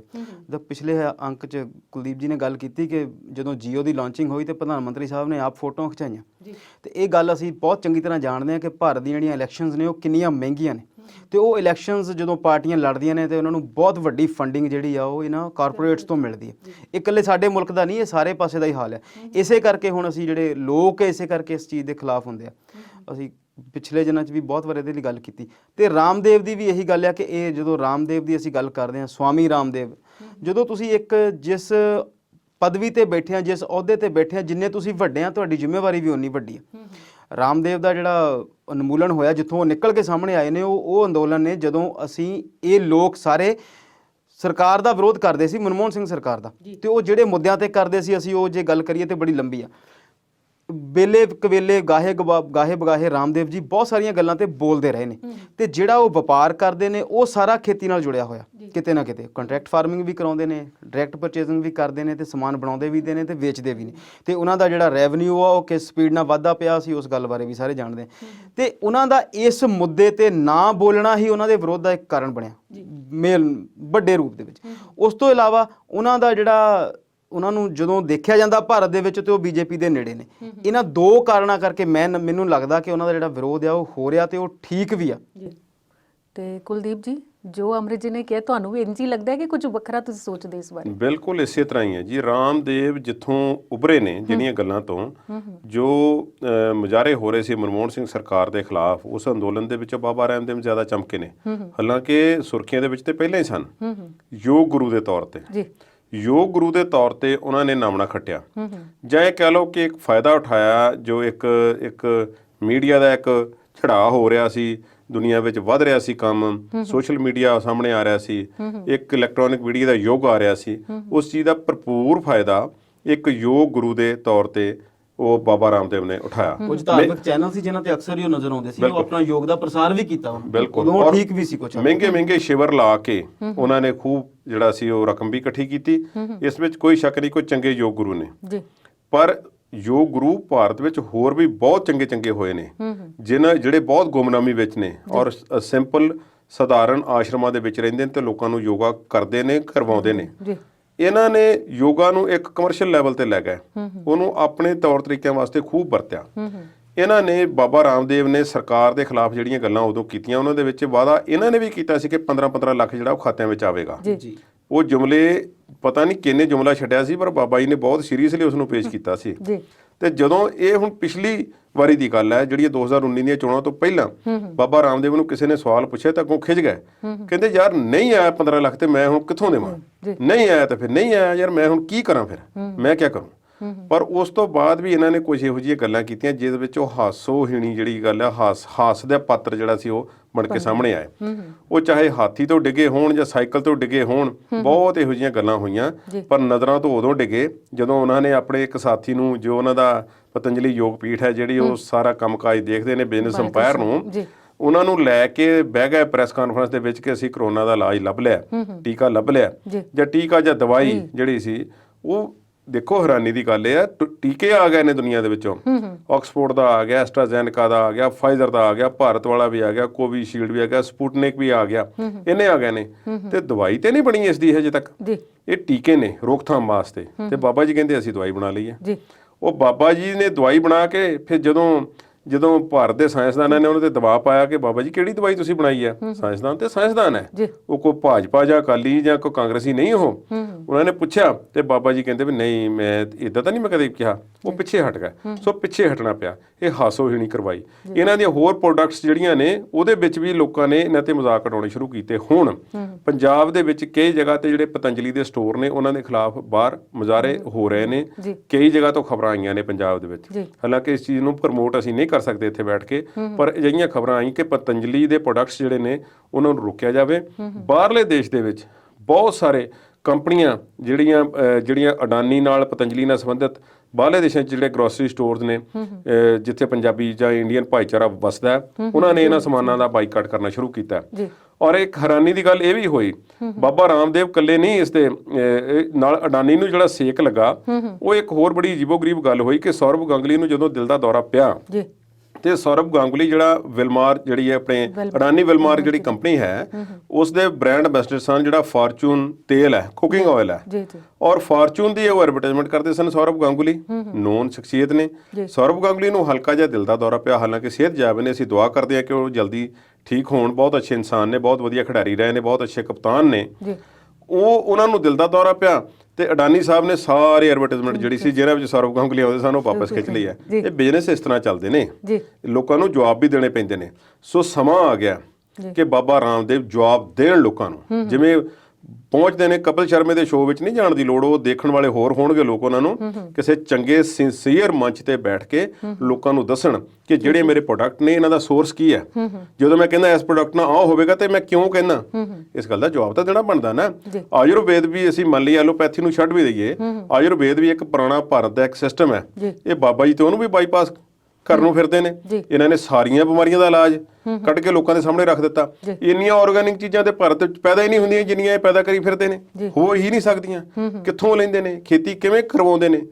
ਆਪ ਤੇ ਆਲੀਸ਼ਾਨ ਜਗ੍ਹਾ ਤੇ ਰਹਿਣ ਵਾਲੇ ਇਹ ਲੋਕ, ਮੈਂ ਸਮਝਦਾ ਬਾਬਾ ਜੀ ਵਰਗੇ, ਇਹਨਾਂ ਨੂੰ ਆਪਣੇ ਅੰਦਰ ਝਾਤੀ ਮਾਰਨ ਦੀ ਲੋੜ ਹੈ। ਇਹਨਾਂ ਦਾ ਵਿਰੋਧ ਹੁਣ ਲੋਕ ਜਿਹੜਾ ਕਰ ਰਹੇ ਨੇ ਉਹ ਚਲੋ ਸ਼ਾਂਤਮਈ ਤਰੀਕੇ ਨਾਲ ਕਰ ਰਹੇ ਨੇ, ਪਰ ਅਸੀਂ ਪ੍ਰਮੋਟ ਤਾਂ ਨਹੀਂ ਕਰਦੇ ਜਿਵੇਂ ਮੈਂ ਆਖਿਆ ਬਾਈਕਾਟ ਨੂੰ, ਪਰ ਬਾਬਾ ਜੀ ਨੂੰ ਜਵਾਬ ਦੇਣਾ ਪਏਗਾ। ਚਲੋ ਇਹ ਜਵਾਬ ਤੱਕ ਦੇਖੋ ਕਦੋਂ ਦਿੰਦੇ ਨੇ, ਪਰ ਇਸ ਵੇਲੇ ਸੁਪਰੀਮ ਕੋਰਟ ਨੇ ਜਵਾਬ ਦਿੱਤਾ ਹੈ ਕਿ ਉਹ ਜਿਹੜਾ ਵਿਜ਼ਡਾ ਪ੍ਰੋਜੈਕਟ ਹੈ ਉਹਦੇ ਬਾਰੇ ਥੋੜਾ ਜਿਹਾ ਚਾਨਣਾ ਪਾਓ। ਅਮਰਿਤ ਜੀ ਤੁਸੀਂ। ਸੈਂਟਰਲ ਵਿਸਟਾ ਪ੍ਰੋਜੈਕਟ ਇੱਕ ਬੀਜੇਪੀ ਦੀ ਹੀ ਦਿਮਾਗ ਦੀ ਕਾਢ ਆ, ਤੇ ਜੇ ਆਪਾਂ ਉਹਨੂੰ ਦੂਜੇ ਤਰੀਕੇ ਨਾਲ ਕਹੀਏ ਹੋ ਸਕਦਾ ਥੋੜਾ ਜਿਹਾ ਉਹ ਅਟਪਟਾ ਲੱਗੇ, ਪਰ ਇਹ ਮੋਦੀ ਸਾਹਿਬ ਹੀ ਚਾਹੁੰਦੇ ਆ ਕਿ ਜਦੋਂ ਮੈਂ ਭਾਰਤ ਦੇ ਵਿੱਚ ਜਿੰਨੀ ਦੇਰ ਮੈਂ ਰਵਾਂ ਤੇ ਮੈਂ ਕੁਝ ਨਾ ਕੁਝ ਇਹੋ ਜਿਹਾ ਕਰਦਾ ਰਵਾਂ ਜਿੱਥੇ ਬਹੁਤ ਸਾਰੇ ਅਮੀਰ ਪੱਥਰਾਂ ਤੇ ਮੇਰਾ ਹੀ ਨਾਂ ਹੋਵੇ। ਹਾਲਾਂਕਿ ਆਬਾਦੀ ਦੇ ਹਿਸਾਬ ਨਾਲ ਸਾਡੇ ਜਿਹੜੇ MLAs ਤੇ MPs ਤੇ ਰਾਜ ਸਭਾ ਦੇ ਮੈਂਬਰਾਂ ਦੀ ਗਿਣਤੀ ਵੱਧ ਰਹੀ ਹੈ ਤੇ ਸੰਸਦ ਜਿਹੜੀ ਆ ਉਹ 75 ਸਾਲ ਪੁਰਾਣੀ ਬਿਲਡਿੰਗ ਆ, ਉਹ ਛੋਟੀ ਲੱਗਦੀ ਆ ਹੁਣ। ਉਹਦੇ ਲਈ ਕੁਝ ਨਵਾਂ ਕਰਨ ਦੀ ਲੋੜ ਸੀ, ਪਰ ਉਹਦੇ ਲਈ ਜੋ ਇਹਨਾਂ ਨੇ ਕਰ ਰਿਹਾ ਉਹਦੇ ਵਿੱਚ ਵੱਡਾ ਜਿਹੜਾ ਕਾਰਨ ਆ ਉਹ ਇਹੀ ਆ ਕਿ ਮੋਦੀ ਸਾਹਿਬ ਜਿਹੜੇ ਆ ਉਹ ਇਹ ਚਾਹੁੰਦੇ ਆ ਕਿ ਬਹੁਤ ਸਾਰੀਆਂ ਚੀਜ਼ਾਂ ਦੇ ਉੱਤੇ ਮੇਰਾ ਨਾਮ ਹੋਵੇ ਕਿ ਮੈਂ ਇਹ ਬਣਾਇਆ ਸੀ। ਬਹੁਤ ਵੱਡੀ ਜਗ੍ਹਾ ਆ, ਮੇਰੇ ਖਿਆਲ 26,000 ਸਕੁਅਰ ਫੁੱਟ ਤੋਂ ਵੀ ਜ਼ਿਆਦਾ ਵੱਡੀ ਜਗ੍ਹਾ ਹੈ, ਸ਼ਾਇਦ 26 ਲੱਖ ਹੀ ਹੋਵੇ ਉਹ। ਤੇ ਉੱਥੇ ਉਹ ਜਿਹੜੀ ਵੱਡੀ ਜਿਹੜੀ ਹੈਗੀ ਆ ਇੱਕ ਬਿਲਡਿੰਗ ਨਵੇਂ ਤੌਰ ਤੇ ਬਣਾਈ ਜਾਣੀ ਆ, ਤੇ ਉਹਨੂੰ ਇਹਨਾਂ ਨੇ ਸੈਂਟਰਲ ਵਿਸਟਾ ਪ੍ਰੋਜੈਕਟ ਕਿਹਾ। 900 ਕਰੋੜ ਦੇ ਕਰੀਬ ਸੰਸਦ ਦੀ ਬਿਲਡਿੰਗ ਤੇ ਨੇ, ਤੇ ਜਿਹੜਾ ਓਵਰਆਲ ਪ੍ਰੋਜੈਕਟ ਆ ਉਹ ਕੋਈ 20,000 ਕਰੋੜ ਦਾ ਹੈ, ਜਿਹਦੇ ਵਿੱਚ ਸੰਸਦ ਦੀਆਂ ਵੀ ਤਿੰਨੋਂ ਹੀ, ਲੋਕ ਸਭਾ, ਰਾਜ ਸਭਾ ਤੇ ਰਾਸ਼ਟਰਪਤੀ, ਤੇ ਉਹਦੇ ਨਾਲ ਨਾਲ ਇਹਨਾਂ ਦੀਆਂ ਰੈਜ਼ੀਡੈਂਸ਼ੀਅਲਸ ਵੀ ਨੇ, ਤੇ ਹੋਰ ਵੀ ਬਹੁਤ ਸਾਰੇ ਆਫਿਸ, ਸੈਕਟਰੀਏਟ ਵਗੈਰਾ ਉਹਦੇ ਵਿੱਚ ਬਣਾਏ ਜਾਣੇ ਨੇ। ਉਹਨੂੰ ਬਣਾਉਣ ਲਈ ਵੀ ਇਹਨਾਂ ਨੇ ਕੁਝ ਪਟੀਸ਼ਨਸ ਆਈਆਂ ਸੀ ਸੁਪਰੀਮ ਕੋਰਟ ਕੋਲ, ਜਿਹਦੇ ਲਈ ਕਿਹਾ ਗਿਆ ਸੀਗਾ ਕਿ ਜਿਹੜਾ ਤੁਹਾਡਾ ਹੈਗਾ ਆ ਜੰਗਲਾਤ ਮਹਿਕਮਾ ਜਾਂ ਕੁਝ ਹੋਰ, ਜਦੋਂ ਤੁਸੀਂ ਕੋਈ ਬਿਲਡਿੰਗ ਬਣਾਉਂਦੇ ਆ ਉਹਦੇ ਲਈ ਜਿਹੜੀਆਂ ਮਨਜ਼ੂਰੀਆਂ ਲੈਣੀਆਂ ਪੈਂਦੀਆਂ, change of use of land ਸੀ, 3 ਜੱਜਸ ਦਾ ਬੈਂਚ ਸੀ ਉਹਨੂੰ ਦੇਖ ਰਿਹਾ, ਸੁਪਰੀਮ ਕੋਰਟ ਦੇ ਮਾਨਯੋਗ ਜੱਜ ਸੀ। ਉਹਦੇ 'ਚ ਜਿਹੜਾ ਫੈਸਲਾ ਆਇਆ ਉਹ 2-1 ਨਾਲ ਆਇਆ। 2 ਜੱਜ ਉਹਦੇ ਸਹਿਮਤ ਸੀ ਤੇ ਤੀਸਰੇ ਜੱਜ ਜਿਹੜੇ ਉਹਦੇ 'ਚ ਬਹੁਤੇ ਸਹਿਮਤ ਨਹੀਂ ਸੀ। ਉਹਨਾਂ ਨੇ ਕਿਹਾ ਸੀਗਾ ਕਿ ਜਿਹੜੀਆਂ ਮਨਜ਼ੂਰੀਆਂ ਦੀ ਲੋੜ ਆ ਉਹ ਲਈਆਂ ਜਾਣ ਤੇ ਉਹਦੇ 'ਚ ਕਿਸੇ ਵੀ ਤਰ੍ਹਾਂ ਦਾ ਪ੍ਰਾਕਿਰਤਿਕ ਨੁਕਸਾਨ ਨਾ ਹੋਵੇ, ਇਹਨਾਂ ਸਾਰੀਆਂ ਚੀਜ਼ਾਂ ਨੂੰ ਧਿਆਨ 'ਚ ਰੱਖ ਕੇ ਬਣਾਇਆ ਜਾਵੇ। ਤੇ ਉਹ ਪਰ ਉਹ ਜਿਹੜੀ ਪਟੀਸ਼ਨ ਹੈ ਉਹ ਖਾਰਜ ਹੋ ਗਈਆਂ, ਤੇ ਇਹਦਾ ਅਸੀਂ ਦੇਖਿਆ ਸੀ ਪਿੱਛੇ ਜਾ ਕੇ ਉਹ ਜਿਹੜਾ ਉਹਦਾ ਭੂਮੀ ਪੂਜਨ ਆ ਜਾਂ ਉਹਨੂੰ ਉਦਘਾਟਨ ਆ ਤਾਂ ਉਹ ਕਰ ਚੁੱਕੇ ਨੇ, ਪਰ ਕੰਸਟਰਕਸ਼ਨ ਜਿਹੜੀ ਆ ਹੁਣ ਉਹਦੇ ਜਵਾਬ ਤੋਂ ਬਾਅਦ, ਇਸ ਫੈਸਲੇ ਤੋਂ ਬਾਅਦ ਸ਼ੁਰੂ ਹੋ ਜਾਊਗੀ, ਤੇ 2022 ਤੱਕ ਇਹ ਜਿਹੜੀ ਬਿਲਡਿੰਗ ਆ ਉਹ ਬਣ ਕੇ ਸਾਹਮਣੇ ਆ ਜਾਣੀ ਆ। ਇੱਕ ਨਵੀਂ ਸੰਸਦ ਦੇ ਵਿੱਚ ਜਿਹੜੀ ਸਾਡੀ ਸਰਕਾਰ ਆ ਉਹ ਕੰਮਕਾਰ ਸ਼ੁਰੂ ਕਰ ਦਊਗੀ ਇਸੇ ਸਰਕਾਰ ਦੇ ਟਾਈਮ ਦੇ ਵਿੱਚ ਹੀ, ਕਿਉਂਕਿ 24 ਤੱਕ ਇਹਨਾਂ ਕੋਲ ਟੈਨਿਓਰ ਹੈਗਾ। ਬਿਲਡਿੰਗ ਬਣਾ ਲੈਣ, ਪੈਸੇ ਖਰਚ ਲੈਣ, ਕੋਈ ਗੱਲ ਨਹੀਂ, ਪਰ ਕੰਮ ਲੋਕ ਹਿੱਤ ਦੇ ਕਰਨ ਉਹ ਜ਼ਿਆਦਾ ਜ਼ਰੂਰੀ ਗੱਲ ਹੈ ਜੀ। ਤੇ ਕੁਲਦੀਪ ਜੀ, ਮੈਨੂੰ ਲੱਗਦਾ ਹੈ ਕਿ ਇਹ ਜਿਹੜਾ ਸੈਂਟਰਲ ਵਿਸਟਾ ਪ੍ਰੋਜੈਕਟ ਹੈ ਇਹ ਐਡਾ ਵੱਡਾ ਮੁੱਦਾ ਨਹੀਂ ਕਿ ਕਿਸਾਨੀ ਮੁੱਦੇ ਨੂੰ ਭੁਲਾ ਕੇ ਤੇ ਅਸੀਂ ਉਸ ਮੁੱਦੇ ਵੱਲ ਚਲੇ ਜਾਈਏ। ਤੁਸੀਂ ਕੀ ਕਹਿਣਾ ਚਾਹੋਗੇ ਇਹਦੇ ਬਾਰੇ? ਖੈਰ ਮੁੱਦਾ ਤੇ ਹੈ, ਕਿਸਾਨੀ ਨੂੰ ਭੁਲਾ ਕੇ ਤੇ ਨਹੀਂ, ਅਸੀਂ ਕਿਸਾਨੀ ਦੀ ਗੱਲ ਕਰ ਚੁੱਕੇ ਹਾਂ ਤੇ ਇਹਦੀ ਵੀ ਕਰਾਂਗੇ। ਇਹ ਤਕਰੀਬਨ 1926 ਦੇ ਆਸ-ਪਾਸ ਦੱਸਿਆ ਜਾਂਦਾ ਕਿ ਲਾਰਡ ਇਰਵਿਨ ਜੋ ਉਸ ਵੇਲੇ ਦੇ ਵਾਇਸਰਾਏ ਸਨ, ਉਹਨਾਂ ਨੇ ਉਦਘਾਟਨ ਕੀਤਾ ਸੀ ਮੌਜੂਦਾ ਬਿਲਡਿੰਗ ਦਾ। ਬਾਅਦ ਵਿੱਚ ਉਸ ਨੂੰ ਹੋਰ ਵਧਾਉਣ ਹਿੱਤ 1957-58 ਦੇ ਆਸ-ਪਾਸ 2 ਫਲੋਰ ਕਹਿੰਦੇ ਹੋਰ ਜੋੜੇ ਗਏ। ਹੁਣ ਇਸ ਵਿੱਚ ਤੁਹਾਨੂੰ ਪਤਾ ਹੈ ਕਿ ਸਾਡੇ ਸਦਨ ਜਿਹੜੇ ਨੇ ਉੱਥੇ ਸਾਡੇ MP ਬੈਠਦੇ ਨੇ, ਰਾਜ ਸਭਾ ਤੇ ਲੋਕ ਸਭਾ ਦੇ, ਹੋਰ ਵੀ ਗੈਲਰੀਜ਼ ਹਨ। ਇਹਨੂੰ ਮੌਜੂਦਾ ਬਿਲਡਿੰਗ ਨੂੰ ਮਿਊਜ਼ੀਅਮ ਬਣਾ ਦਿੱਤਾ ਜਾਵੇਗਾ, ਤੇ ਇਸ ਦੇ ਵਿੱਚ ਲੋਕਾਂ ਦੇ ਆਉਣ ਜਾਣ ਦਾ ਜਿਹੜਾ ਮੈਨੂੰ ਲੱਗਦਾ ਹੈ ਕਿ ਇੱਕ ਟੂਰਿਜ਼ਮ ਦੇ ਤੌਰ ਤੇ ਜਿਹੜਾ ਇਸ ਨੂੰ ਜਿਹੜਾ ਵਰਤਿਆ ਜਾਵੇਗਾ। ਹਾਲਾਂਕਿ ਇਤਿਹਾਸਿਕ ਬਿਲਡਿੰਗ ਆ। ਹੁਣ ਨਵੀਂ ਬਿਲਡਿੰਗ ਜਿਹੜੀ ਹੈ ਤਿਕੋਣੀ ਬਣਾਈ ਜਾਵੇਗੀ, ਜਿਵੇਂ ਅਮਰਿਤ ਜੀ ਨੇ ਦੱਸਿਆ ਕਿ ਇਸ ਦਾ ਅਨੁਮਾਨਿਤ ਲਾਗਤ ਬਹੁਤ ਵੱਡੀ ਹੈ। ਟਾਟਾ ਕੰਪਨੀ ਨੂੰ ਇਸ ਦਾ ਠੇਕਾ ਦਿੱਤਾ ਗਿਆ, ਔਰ ਠੇਕਾ ਦੇਣ ਤੋਂ ਬਾਅਦ ਹੁਣ ਜਿਹੜੇ ਲੋਕ ਇਸ ਦੇ ਵਿੱਚ ਅੱਗੇ ਕੰਮ ਕਰਨਗੇ ਉਹਨਾਂ ਤੇ ਦਬਾਅ ਪਾਇਆ ਜਾ ਰਿਹਾ ਕਿ 2022 ਤੱਕ ਇਸ ਨੂੰ ਮੁਕੰਮਲ ਕੀਤਾ ਜਾਵੇ। ਅਜੇ ਤੱਕ ਤੇ ਭਾਰਤ ਨੇ ਕੋਈ ਪ੍ਰੋਜੈਕਟ ਸਮੇਂ ਸਿਰ ਨਹੀਂ ਮੁਕੰਮਲ ਕੀਤਾ। ਬਹੁਤ ਜਿਹੜੇ ਮੈਂ ਵੱਡੇ ਪ੍ਰੋਜੈਕਟ ਦੀ ਗੱਲ ਕਰਾਂ, ਛੋਟੇ ਤੇ ਕੀ ਗੱਲ ਕਰਨੀ ਹੈ, ਪਰ 2024 ਤੱਕ ਫੁੱਲੀ ਫੰਕਸ਼ਨਲ ਜਿਹੜਾ ਹੈ ਉਸ ਨੂੰ ਕੀਤਾ ਜਾ ਸਕਦਾ ਹੈ। ਅਸੀਂ ਅੱਧੀ ਕੁ ਵੀ ਚਲਾ ਦਿੰਦੇ ਨਾ, ਤੁਹਾਨੂੰ ਪਤਾ ਕਈ ਵਾਰੀ ਚੀਜ਼, ਤੇ ਅਸੀਂ ਉਦਘਾਟਨ, ਹਾਂਜੀ, ਸੋ ਇਹ ਬਣਾਈ ਜਾਵੇਗੀ। ਪਰ ਮੈਂ ਸਮਝਦਾ ਕਿ ਥੋੜਾ ਜਿਹਾ ਰੌਲਾ ਜ਼ਰੂਰ ਪਏਗਾ। ਇੱਕ ਤੇ ਜਿਵੇਂ ਇਹਨਾਂ ਨੇ ਦੱਸਿਆ ਕਿ ਸੁਪਰੀਮ ਕੋਰਟ ਵੱਲੋਂ ਤੇ ਮਨਜ਼ੂਰੀਆਂ ਉਹਨਾਂ ਨੇ ਕਹਿ ਦਿੱਤਾ ਕਿ ਠੀਕ ਹੈ ਤੁਹਾਨੂੰ NOC ਸਾਰੀਆਂ ਮਿਲ ਗਈਆਂ ਨੇ, ਤੁਸੀਂ ਕਰੋ। ਪਰ ਤੁਹਾਨੂੰ ਪਤਾ ਹੈ ਕਿ ਪਿਛਲੀ ਜਿਹੜੀ ਪਾਰਲੀਮੈਂਟ ਸਾਡੀ ਬਿਲਡਿੰਗ ਆ ਉਸ ਦੇ ਵਿੱਚ ਫੋਟੋਆਂ ਲਾਉਣ ਦੇ ਮਾਮਲੇ ਵਿੱਚ ਬਹੁਤ ਕੁਝ ਹੁੰਦਾ ਰਿਹਾ। ਪੋਲੀਟਿਕਸ ਵੀ ਚੱਲ ਰਹੀ ਹੈ ਕਿ ਨਵੀਂ ਸੰਸਦ ਦੇ ਵਿੱਚ 1000 ਤੋਂ ਉੱਪਰ ਮੈਂਬਰਾਂ ਦੇ ਬੈਠਣ ਦੀ ਜਿਹੜੀ ਇਹ ਪ੍ਰੋਵੀਜ਼ਨ ਹੈ ਹੋਵੇਗੀ। ਸੋ ਸੀਟਾਂ ਦੀ ਗਿਣਤੀ ਵਧਾਈ ਜਾ ਸਕਦੀ ਹੈ, ਲੋਕ ਸਭਾ ਦੀਆਂ, ਰਾਜ ਸਭਾ ਦੀਆਂ ਵੀ। ਸੋ ਫੋਟੋਆਂ ਕਿਹੜੀਆਂ ਲੱਗਣਗੀਆਂ? ਕਹਿੰਦੇ ਕਿ ਇਸ ਵੇਲੇ ਸਦਨ ਦੇ ਵਿੱਚ ਜਿੱਥੇ ਮਹਾਤਮਾ ਗਾਂਧੀ ਦੀ ਇੱਕ ਜਗ੍ਹਾ ਤੇ ਖਾਸ ਫੋਟੋ ਲੱਗੀ ਹੋਈ ਹੈ, ਉਧਰ ਨੂੰ ਮੂੰਹ ਕਰੋ ਤੇ ਉਹਨਾਂ ਦੇ ਪਿੱਠ ਜਿਹੜੀ ਹੈ ਸਾਵਰਕਰ ਦੀ ਫੋਟੋ ਵੱਲ ਨੂੰ ਹੁੰਦੀ ਹੈ। ਸਾਵਰਕਰ ਦੀ ਫੋਟੋ ਵੱਲ ਨੂੰ ਮੂੰਹ ਕਰੋ ਤੇ ਪਿੱਠ ਮਹਾਤਮਾ ਗਾਂਧੀ ਦੀ ਫੋਟੋ ਵੱਲ ਨੂੰ ਹੁੰਦੀ ਹੈ। ਵਿਰੋਧਾਭਾਸ ਹੈ। ਸੋ ਇਸ ਸ਼ਹੀਦ ਭਗਤ ਸਿੰਘ ਦਾ ਜਦੋਂ ਬੁੱਤ ਲੱਗਾ ਸੀ ਉਸ ਤੇ ਵੀ ਰਾਜਨੀਤੀ ਹੋਈ ਸੀ ਕਿ ਹੈਟ ਵਾਲਾ ਲਾਉਣਾ ਹੈ ਕਿ ਪੱਗ ਵਾਲਾ ਲਾਉਣਾ ਹੈ। ਸੋ ਇਹ ਸਾਰੀਆਂ ਗੱਲਾਂ ਇੱਥੇ ਵੀ ਹੋਣਗੀਆਂ, ਇਹ ਆਉਣ ਵਾਲੇ ਦਿਨਾਂ 'ਚ ਸਾਹਮਣੇ ਆਉਣਗੀਆਂ। ਜਿਹੜੇ ਅੰਦਰ ਚਿੰਨ੍ਹ ਲੱਗਣੇ ਨੇ ਰਾਸ਼ਟਰ ਦੇ, ਕਿ ਉਹ ਕਿਸੇ ਖਾਸ ਧਰਮ ਦੇ ਲੱਗਣਗੇ, ਕਿ ਕਿਹਨੂੰ ਰਿਪਰੈਜ਼ੈਂਟੇਸ਼ਨ ਕਿਸ ਤਰ੍ਹਾਂ ਦੀ ਮਿਲੇਗੀ, ਲੈਂਗੁਏਜ ਕਿਹੜੀ ਤੇ ਕੀ ਲਿਖਿਆ ਜਾਵੇਗਾ, ਕਿਵੇਂ ਉਹਦੀ ਦਿੱਖ ਹੋਵੇਗੀ, ਕਿ ਬਿਲਡਿੰਗ ਦਾ ਰੰਗ ਭਗਵਾਂ ਤਾਂ ਨਹੀਂ ਹੋਵੇਗਾ, ਇਹ ਵੀ ਸਾਰਾ ਦੇਖਣਾ ਪਏਗਾ। ਜੀ ਜ਼ਰੂਰ। ਅਸੀਂ ਅਕਸਰ ਗੱਲ ਕਰਦੇ ਹਾਂ ਕਿ ਭਾਰਤ ਦੀ ਜਿਹੜੀ ਖੂਬਸੂਰਤੀ ਹੈ ਯੂਨਿਟੀ ਐਂਡ ਡਾਈਵਰਸਿਟੀ ਦੇ ਵਿੱਚ ਹੈ, ਪਰ ਜਿਹੜੀ ਸਾਡੀ ਮੌਜੂਦਾ ਗਵਰਨਮੈਂਟ ਆ ਉਹ ਇਸ ਡਾਈਵਰਸਿਟੀ ਨੂੰ ਯੂਨਿਟੀ ਦੇ ਵਿੱਚ ਹੀ ਬਦਲਣ 'ਚ ਹੈ, ਜਿੱਦਾਂ ਕਰਕੇ ਅਸੀਂ ਅਕਸਰ ਉਹ ਭਗਵੇਂ ਰੰਗ ਦੀ ਗੱਲ ਕਰ ਲੈਂਦੇ ਹਾਂ। ਉਹ ਲਓ ਨਹੀਂ ਜੀ, ਹੋਣਾ ਇਸ ਵੇਲੇ ਰੰਗ ਭੇਦ ਸਾਰੇ ਸਵਾਲ ਇੱਥੇ ਹੀ ਛੱਡਦੇ ਹਾਂ ਕਿਉਂਕਿ ਸਮਾਂ ਸਾਨੂੰ ਇਜਾਜ਼ਤ ਨਹੀਂ ਦੇ ਰਿਹਾ ਵਿਚਾਰ ਚਰਚਾ ਪ੍ਰੋਗਰਾਮ 'ਚ ਤੁਹਾਡਾ ਸਾਡੇ ਇਸ ਸਟੂਡੀਓ 'ਚ ਆਉਣ ਲਈ, ਪ੍ਰੋਗਰਾਮ ਦੇ ਵਿੱਚ ਆਪਣੇ ਵਿਚਾਰ ਸਾਂਝੇ ਕਰਨ ਲਈ ਬਹੁਤ-ਬਹੁਤ ਸ਼ੁਕਰੀਆ। ਚਾਹੀਦਾ। ਜੀ ਸੋ ਦਰਸ਼ਕੋ, ਤੁਹਾਡਾ ਵੀ ਬਹੁਤ-ਬਹੁਤ ਸ਼ੁਕਰੀਆ ਵਿਚਾਰ ਚਰਚਾ ਪ੍ਰੋਗਰਾਮ ਦੇ ਨਾਲ ਜੁੜਨ ਲਈ। ਅਗਲੇ ਸਿਲਸਿਲੇ 'ਚ ਫਿਰ ਤੋਂ ਹੋਏਗੀ ਮੁਲਾਕਾਤ। ਤਦ ਤੱਕ ਲਈ ਸਤਿ ਸ਼੍ਰੀ ਅਕਾਲ।